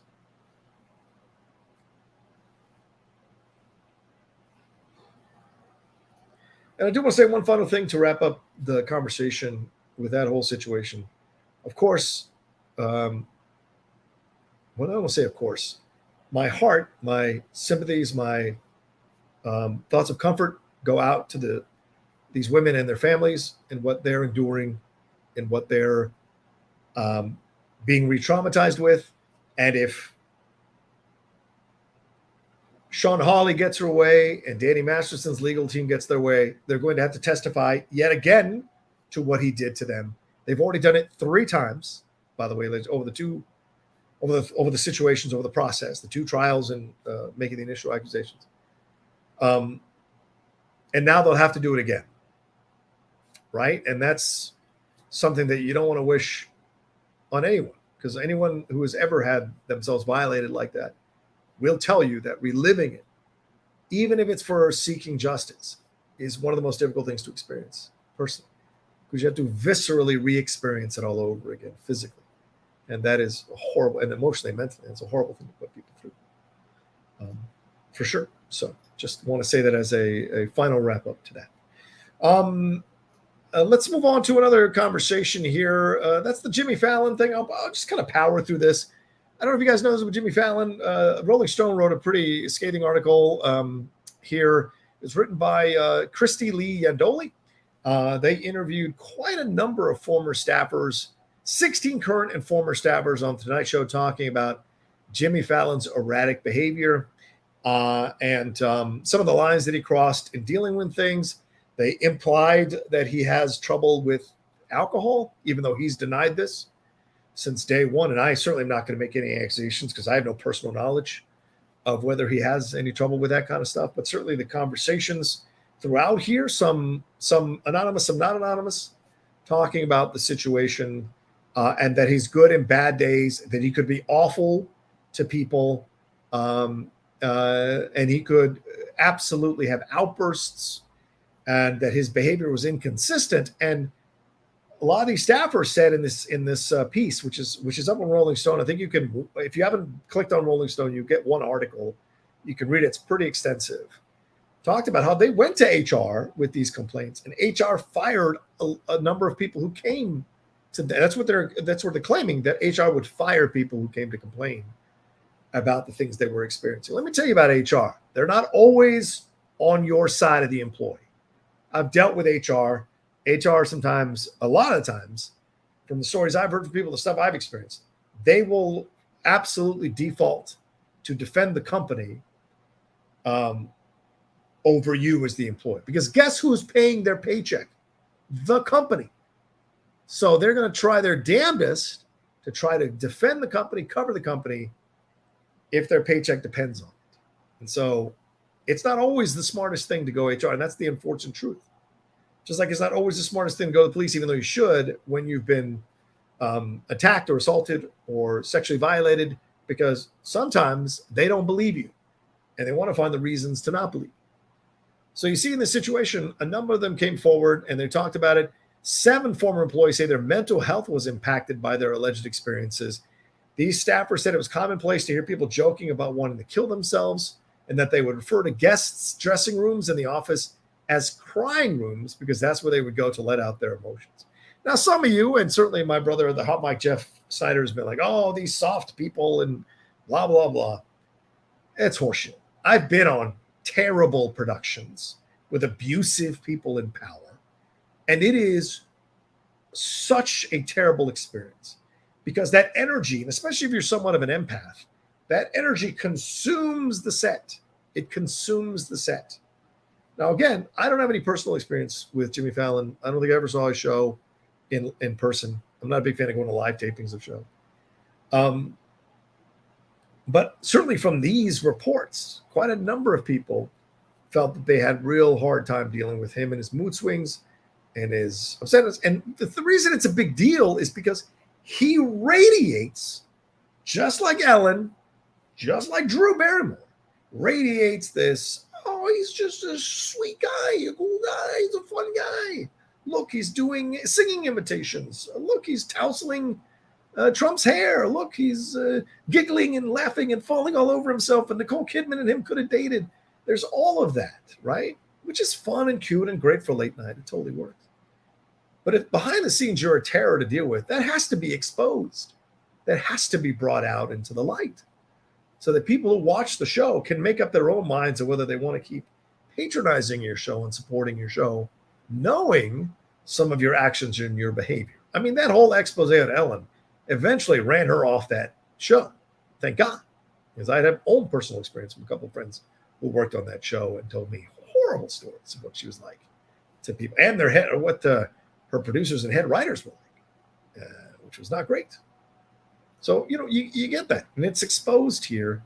It detailed an ugly environment with unexpected, inconsistent behavior, outbursts, staffers losing faith that the show's 9 different showrunners in 9 years could change anything. I mean, it's amazing that the show is successful in any way, shape, or form when they have revolving showrunners at the same pace that the Cleveland Browns have head coaches. And that's a shitty team, even though they won yesterday. It's a shitty team, shitty track record, shitty situation. It's like having a great team that constantly changes coaches every year, but delivers a good product for the most part every year. So it's incredible that they were able to do it. And that's a testimony to the staff and the production team that were ironically getting abused by a lot of the actions of these showrunners, according to the report and Fallon.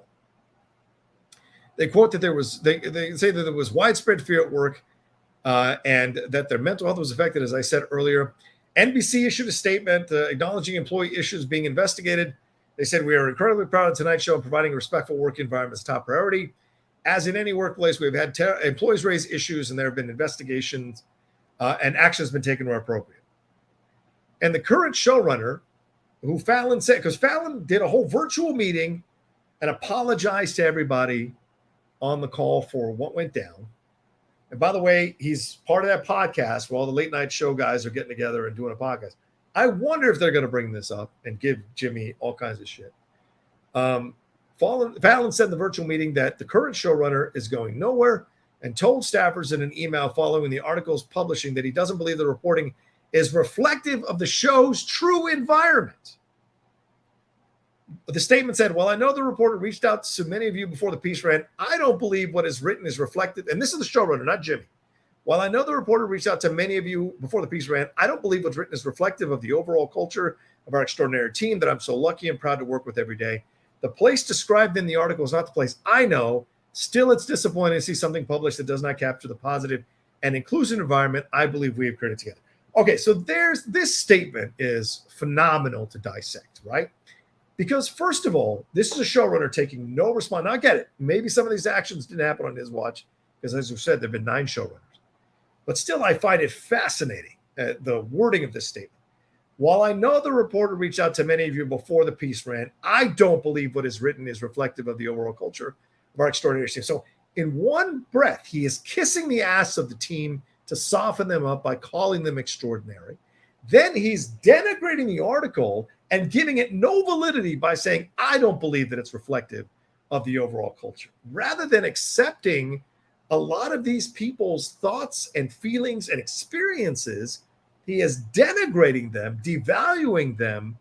There's another term I'm looking for right now that I can't remember, but he is belittling their feelings about their situations by saying he doesn't believe it. And he says, "I'm so lucky and proud to work with every day," which is showrunner ass-kissing doublespeak. And they all do it. None of them believe it.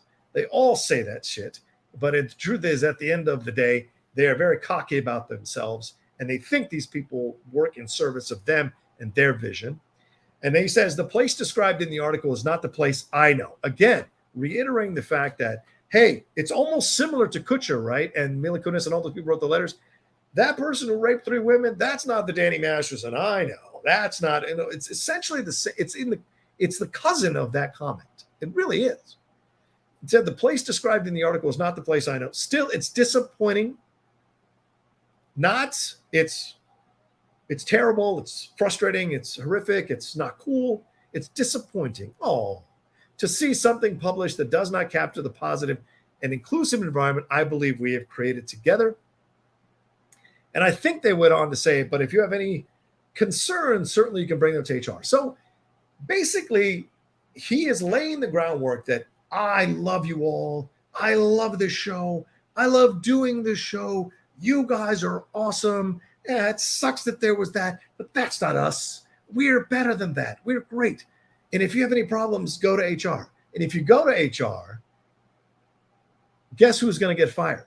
And if you were thinking of going to HR, how many people have the guts to go, "Oh, you know what? I'm going to harsh my showrunner's mellow by going to HR and essentially risking getting yelled at or risk getting fired or risk ramifications from that showrunner because he's so positive about the show." So in a way, it's kind of a bullying it's a bullying with a velvet glove. Like, the show is so great. The shows that article doesn't represent us. We're amazing. But, if you need to go talk to HR, go ahead. Just know that this show is amazing. Just know that this show is great. Just know that I love you. But if you need to go, I get it. Just know. So it's a way of intimidating with a softer hand. People who are maybe on the fence or don't want to, because how many 19, 20-year-olds, 22-year-olds, 23-year-olds, 25-year-olds, 30-year-olds are willing to risk losing their job to go and complain about the head guy It's not a lot of people. This is not a lot of people. That's why Rolling Stone had to go anonymous with these 16 people for the most part, because they knew that these people would get blowback, would get vilified in the industry. No one would hire them on a production because they'd be like, these people are going to talk about us. So they know all that. And so it's a dangerous situation for them. So in a way, it's kind of a reverse bullying by stroking your hair and telling you not to do it. So, all right. So we'll see what happens with that. There you go. Yeah. When the showrunner is saying, I don't believe the experience of these 16 people, how would a current staffer believe it would be any different if they go to HR? That's 100% the truth. That's 100% the truth. Yes. And that's what I'm getting at. JMB says, whoa, I just got some John Louise wrote with Harsh in the Mellow, some real 90s. JMB, sometimes your comments, man, I don't understand. All right. So anyway, let's move on. Because I got 9 minutes left. I want to talk about this. Actually, give me a second. Let's take a quick break because I got to grab something to keep the computer from running out of power. And I'll be right back in like 20 seconds right after this.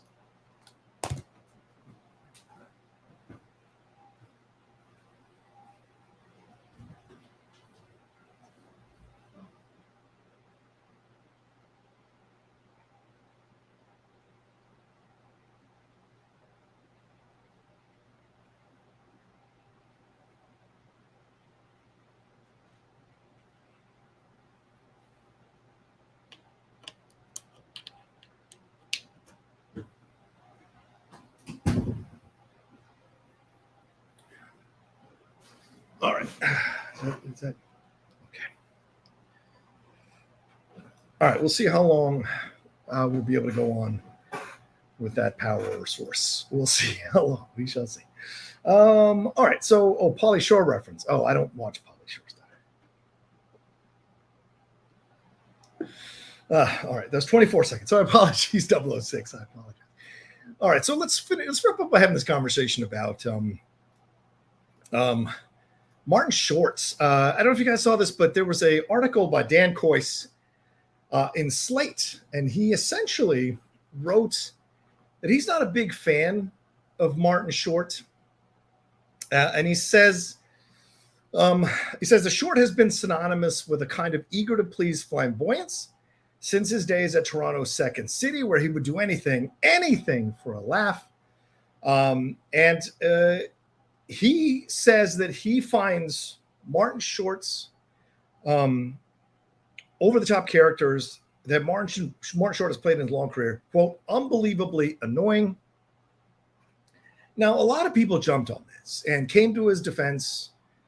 All these fans came to his defense. All these people brought up these wonderful things that he was a part of. Ben Stiller came out and said, Martin Short's a comedic genius, end of story.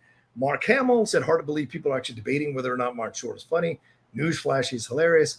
Michael McKean, who, of course, has been in a number of those Christopher Guest films and also in Laverne and Shirley, and, of course, a good actor in his own right, and a number of other things. This guy really blew the lid off the whole Martin Short story, didn't he?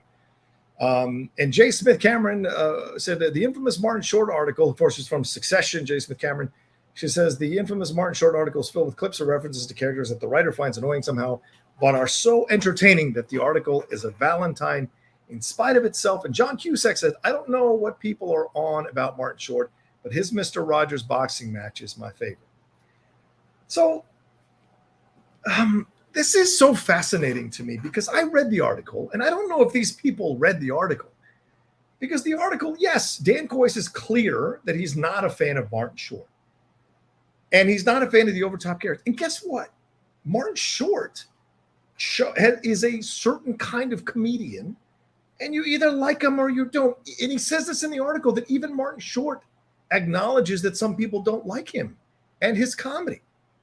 And he says that the people don't like him. You're never going to win those people over. And this is what he said in an oral history of 1994's Clifford, which is a horrific film. I know people like it. It's not my jam. But he says the one thing he knows about people who hate him, he added laughing, is that if I had dinner with them, I'd be bored. That's the only thing I can say back to those bastards. And here's the deal. I think this article is pretty balanced, or column, I guess I would say, not article, is pretty balanced in delivering the reasons why Dan Coyce doesn't find Martin Short funny, but also giving validity to a lot of the journey Martin Short has gone on. The article talks about his beginnings, losing his, I think losing his brother or sister, then losing his parents at a young age in his 20s. And he gives a great synopsis of Martin Short's career and also offering his opinion on the things that he liked and didn't like, all the way up to Only Murders in the Building. And I got to be honest with you, I don't always like Martin Short, and that shouldn't be a fucking crime. And watching these people go crazy about it is fascinating to me because, in essence, you're saying this person's not allowed to have their opinion. And if they have their opinion, I'm going to shout them down from my celebrity rooftops. And I'm going to twist the article without having read it into some kind of massive takedown of Martin Short. But I think nothing could be further from the truth when you read the article. It's a much more balanced article than people are giving it credit for. Like I said, he talks about the situation, talks about Only Murders in the Building, talks about how that Hollywood has constantly been trying to find a way to break Martin Short through and make him a star, and that he went through a career crisis in the early 2000s where he wasn't sure he could still do it anymore. And he kept coming back and reinvented himself as a talk show guest and popped up in numerous shows that are interesting and challenging for you to consider Martin Short for, until he wound up with Only Murders in the Building. And I think what you take away from the article is Dan may not be a big fan of Martin Short, but in a way, he kind of respects the fact that this guy is a survivor of the business and that the public, and I think he kind of implicitly implies this, is that the public is the one who keeps bringing Martin Short back. And it isn't just Martin Short's humor that does, that the public is enough people who do have a taste for Martin Short. And he even says that Martin Short, from all accounts, is a very nice guy. He's he loves his wife. He gives Martin Short credit for the chapters in his memoir that he spends talking about how much he loves his wife. He doesn't denigrate that or vilify that, or say say cynically that it was some kind of way of ingratiating himself with the audience. He gives credit where credit is due. So I was just really surprised to see people losing their shit over him saying that he doesn't find Martin Short funny or he finds him annoying. There are plenty of comedians that other people find annoying. I'm sure there are people out there who find Eddie Murphy annoying. I'm sure there are people who find Dave Chappelle annoying. I'm sure there are people who find Bill Burr annoying. I know there are people who find Bill Burr annoying or Seinfeld annoying. Or, there are just people who people love Friends. That show is annoying as fuck to me. Have you ever watched that show without the laugh track? It's a whole other show without the laugh track. Let me just tell you. And so to me, there's those things. You have a right to your opinion. I mean, of course, these people have a right to, call out the article, but call out the article in a balanced way because the article was balanced. It wasn't like 20 paragraphs of him denigrating Martin Short through the whole article. It's a much more balanced. He gives credit to him being an SNL and that he left because the pressure was too much. He names all the characters that he created at SNL, gives them space, links to those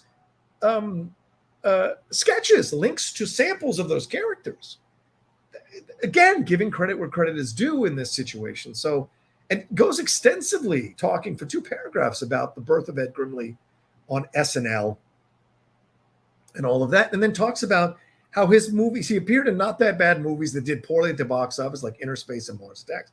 I don't like Mars Attacks. I love Inner Space. He did and not that good movies that made some money, like Three Amigos and Three Fugitives. Never saw Three Fugitives. I'm not the biggest Three Amigos fan. I know other people love it.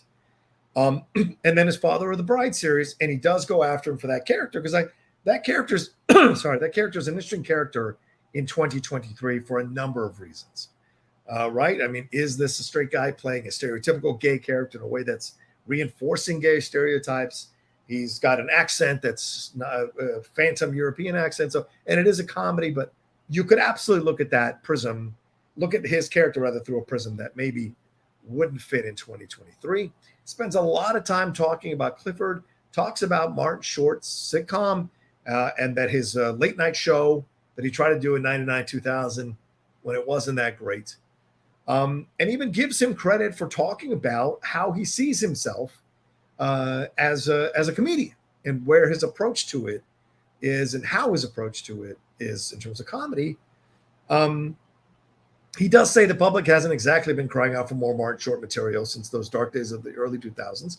But as he's moved his focus away from the traditional signifiers of showbiz success for a 20th century comedian, the sitcom, high concept comedy movie, the talk show, he's found more profitable vehicles for his somewhat old fashioned showmanship, doing the voiceover work. He talks about how great he was on the 2-day cameo he did as a stone dentist in Inherent Vice, the Paul Thomas Anderson situation here. He talks about his work in Damages, his work in the morning show recently as a director / Predator. He talks about the Tony that he won recently in Neil Simon's musical revival of Little Me, and talks about him being a fantastic guest host. And apparently he spends like an incredible amount of time getting ready for his appearances on talk shows so he can seem like he's off the cuff. But it says here Short has spent hours preparing for such appearances, sending as much as 18 pages of ideas and jokes so he can perform the impersonation for himself. And for me personally, my greatest Martin Short is Jiminy Glick. Nothing, and I mean nothing Martin Short has done comedy-wise comes close to Jiminy Glick. What Gervais was doing on the Golden Globes, Jiminy Glick was already doing in these sit-downs. With Between Two Ferns, Zach Galifianakis was doing, Jiminy Glick was already doing. Don't watch the movie. The movie's not great. You can watch all the vignettes that he did before he did the movie with people like Seinfeld, Larry David, a number of great stars that he is taking the piss out of. And it is incredible and funny as shit to watch. And apparently he does this when he goes around to different cities. If he does a show, he'll do Jiminy Glick interviewing a local luminary of the town, which is fun. That's a smart decision. And it's mentioned here in the article. And then I think Only Murders in the Building. For me personally, I think this is the best work Martin Short has ever done. I myself have not always been the biggest fan. I do have found him at times irritating, a bit over the top. It doesn't mean he's not funny. Objectively, clearly, a lot of people find him funny. So I'm not trying to denigrate Martin Short. Go get your bag. You're a successful comedian. I wish I could be as successful as you're doing anything I do. So much love to you. But I haven't always been the biggest fan. But I've always liked him as a person, liked him. So I've always enjoyed seeing him when he does stuff that has a little more humanity to it. And seeing him and I liked his Ed Grimley. I will say this. I must say, I liked his Ed Grimley. I used to imitate him sometimes around the house to irritate my parents when I was younger. So I liked his Ed Grimley. But when he got to Only Murders in the Building, it is a much more restrained performance. And the guy that people talk about, that they love and enjoy, the real human being that you see in those guest spots in the talk shows, that's who comes through. And so it's a much more layered, multi-dimensional character than he's ever played in anything, in my opinion. And Steve Martin and Selena are obviously good on the show, but Martin Short is the standout of the show. And I think Collider did said the same thing in one of their articles that I was caught as I was perusing research for the show today. And I 100% agree. Like, he is the best part of Only Murders in the Building. This season has been fantastic because of his relationship, not only with Paul Rudd initially, but also with Meryl Streep as the show has gone on. It's been wonderful to watch. So just incredible stuff. So my reason I'm bringing up this subject today is because people need to read this shit before they comment on it. And they need to really kind of be okay with having their sacred cows not sacrificed, but maybe attacked or maybe taken down a peg or two by someone who doesn't like their stuff. And guess what? That's okay. That's okay. People are like, boycott Dan Coyce. Don't fire him. What the fuck kind of stupid shit is that? Like, are you so sensitive that you can't have somebody like give a different opinion about something you like? This is what drives me nuts about the movie sphere too. People are like, you like that movie? Well, fuck your opinion about everything and fuck your knowledge. And it's like, grow up, you children. Like, it's okay to not like a movie and like a movie. I don't tell you people not to watch Rudy or the Lord of the Rings movies. Fucking own all of them. Buy the biggest box set you want. Love what you love, but be also okay with other people not loving what you love.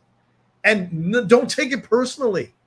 don't take it. There are plenty of people who bash Citizen Kane now trying to be cool about that movie. And you know what? I don't give a fuck because I still love that movie. There are plenty of people who go after The Godfather. I mean, it's not an accident that Greta Gerwig put that in the patriarchy section of Barbie to kind of denigrate Godfather and the dudes who love Godfather. But I didn't take it personally because I was like, fuck you, I love it. And no one's going to tell me different. Now, have I ever sat down and tried to explain the movie? No, I've never done that. But certainly, I love the movie and I love The Godfather, and it appeals to a lot of men. So that's how it is. So that's the thing that I think we have to get past. So all these people coming out trying to destroy Dan Coyce or trying to get him fired or trying to, like, come on, y'all. Like, let's calm down. The thing that makes us great in this country is the ability to debate topics, have healthy conversations about this stuff, and then come out the other side with maybe a better understanding of the other side and an acceptance that other people have different opinion than you, and it doesn't have to affect your love of something. It doesn't, unless they're right. And I think that's what angers people the most, is that they have a real at the bottom, an undercurrent of wondering whether they should like the movie or whether they do like the movie as much as they do. And so when people expose them, they're afraid to have something negative exposed about the movie because then they might have to change their opinion on it. They might be wrong. And people hate being proven wrong. God damn. There's a whole, there's a whole side of the political spectrum, but whatever. And so you get that in this. And so to me, I'm just like, come on, guys, let's all just get along and relax. And it's okay to have different opinions on this. Dumb. Unless they're on TikTok, right? Then we hate their thoughts. I don't know. Sometimes yes, sometimes no. I am a very, the Lady Outlaw will tell you, I am a mad addict to TikTok. And I've only allowed 1 or 2 hours, not on the same day, to be on TikTok. I'm only allowed 1 hour every few days, because when I first discovered TikTok a year or two ago, and I know I'd posted stuff on there, like in the Schmodown stuff, just for fun, but I'd never actually been on it. When I actually went on it and started like scrolling, I pissed away 3 hours one morning on a Saturday or a Sunday, and I just was going. I don't think she was in town. And the next thing you know, it was like noon, and I was like, "What the fuck just happened?" And that's when I realized, like, I can't do that, because that happened to me when I was younger with Tetris. I would sometimes call in sick to my retail job so I could stay and play Tetris longer back in my 20s. So that's the crazy shit that I used to do when I get addicted to something. So I have to be very aware that like got to cut with the cutoff. So I get an hour every few days to enjoy TikTok, which is why I don't do a lot of TikTok videos, because I feel like I have to be on it if I'm going to do it. And those people are incredibly creative on TikTok. I am super envious of the amount of talent and creativity that's on TikTok. People's editing abilities, people's ability to use like old clips from random shows to connect to stuff that's happening today. It's amazing the kind of knowledge and creativity people have on TikTok. And I do nothing but bow out of respect for the people who are doing the right kind of content and interesting kind of content that they do on TikTok, for sure. Jay West says, I'm playing Tetris right now. He's not lying. It's addictive.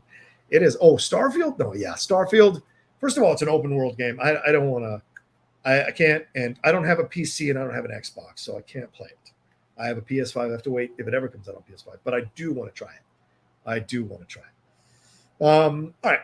Anyway, all right. So let me get out of here. Thank you so much. It's over 2 hours. I did not expect to be over 2 hours. I apologize, gang. Thank you so much for the Streamlabs and the Super Chats. Fredtastic says, hey, Outlaw, I understand why people protect their brand and know where the line is when they cross it. I shake my head when they act surprised when they get called out on it. Excited for the Aquaman 2 reaction and more Geek Bites. Yes, just a quick promotional thing. Thank you, Fred, for saying that. I will be doing a reaction to the Aquaman trailer. Apparently, they previewed 30 seconds of it yesterday. Again, it comes out over the weekend. What does that tell you? And it'll be on Thursday, I guess. They're going to drop the full trailer. So plan on seeing me react to that. We do have our Ahsoka review. We were going to be doing, I'm probably going to do a immediate reaction review like I did last week, which I thought was a lot of fun.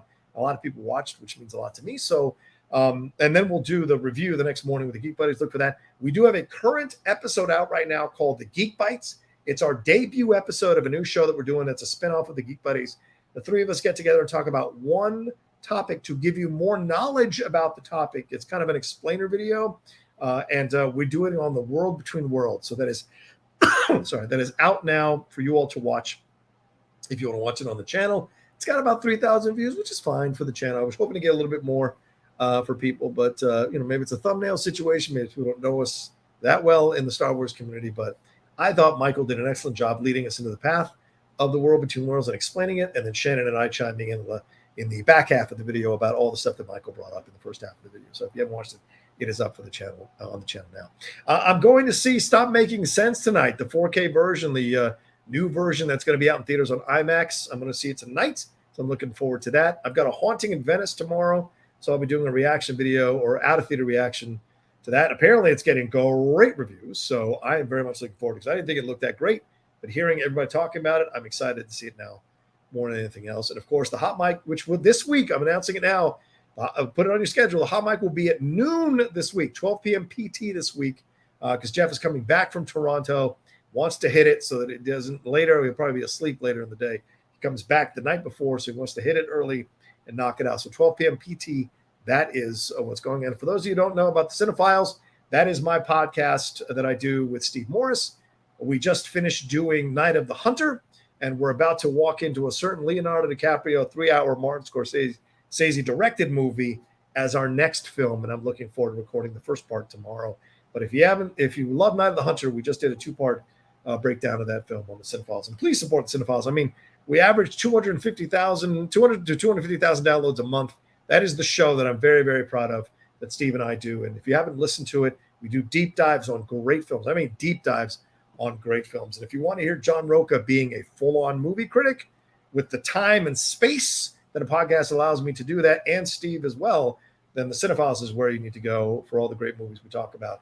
And there's a 10-year window, so like nothing within the last 10 years gets talked about by us. It's everything 10 years and before. So that's there for you all to enjoy. Don't forget about the Geek Buddies and the Hot Mic separate podcast feeds as well, and the Outlaw Nation podcast network feed, which is its own feed as well. All right. Thank you all so much for hanging out with me. I appreciate it madly. Please make sure you hit a like on this video, share it on your social media, hit a like on this video, and subscribe to the channel down below. Trying to get to that 50,000 subscribers by the end of the year. Help us do that. Really appreciate it. If you're watching later, leave a comment on everything. Keep it respectful. I'll delete your comment, or I'll hide you from the channel if it's a disrespectful comment. Keep it fair, keep it respectful, and I let the comment live. A healthy debate is always good, but if you're a dick, you're out. That's how it works on the Outlaw Nation channel. I don't give a fuck how much the algorithm helps me to have a shit ton of comments. If your comments are asshole comments, you're out. I don't give a fuck. I don't need it. All right, and then follow me at The Roca Says on Twitter, Instagram, and TikTok. I don't know if Game Time is coming back. I'm going to make a decision after the Jets-Bills game tonight, if I'm going to come back tomorrow and just do it solo. I don't have Winston. I couldn't afford to pay Winston. I respect Winston. I got to pay him. He's a great host, so I couldn't afford to pay him. Maybe if we are successful with the show solo and some money comes in, then the possibility exists. But at this point, if I do it, it'll just be me hanging out with y'all tomorrow at 1 or 2 p.m. Doing the show, talking about all the games from the NFL this past weekend and preparing for the games coming up here this weekend. All right, y'all take care of yourselves. Be well. Thanks so much for watching this and for listening to it. If you listen to it later on the podcast network, you guys are awesome. Thanks for the healthy and fun and lively chat and for indulging me for this 2-hour show. You all are amazing. And I'll talk to you next time with, and I'll say this because I'm going to start doing this. What I said way back when I was hosting that show that I used to host, whatever you need to do to get through the next second, next minute, next hour, next day, next week, next month, next year, please make sure you do that. You never know what's waiting for you on the other side. I am certainly an example of that. My whole world is an example of that. You never know what can be waiting for you. And remember what I said in Orlando? It may be like it may feel like you can't get up again. You don't have the breath to get up again. But if you find a way to get up and just keep moving forward, you never know what can happen. So for any of you who are struggling out there right now, any who are tough and having tough days, and look, I have tough days too, y'all. Don't let the fucking life I live fool you. I got some tough days that I deal with sometimes too. You just got to keep moving forward, putting one step in front of the other. Be kind to yourself, forgive yourself, believe in yourself, and know that there's a positive energy in the world you can tap into if you want to tap into it, and that you're worth it. Forgive yourself. I think that's the number one thing, man. It's the hardest thing to do that we all go through if we're self-reflective in any way, is being able to forgive yourself. And especially if the person you feel you wronged has already forgiven you, forgive yourself. Let it go. Treat yourself like you would treat your best friend. How would you treat your best friend? That's how you need to treat yourself. Find a way to do that. So just throwing that out there for you all to think about. All right, I love you madly. Thanks so much for hanging out today. I'll talk to you next time with another brand new episode of The Nation here on the Outlaw Nation channel. Peace.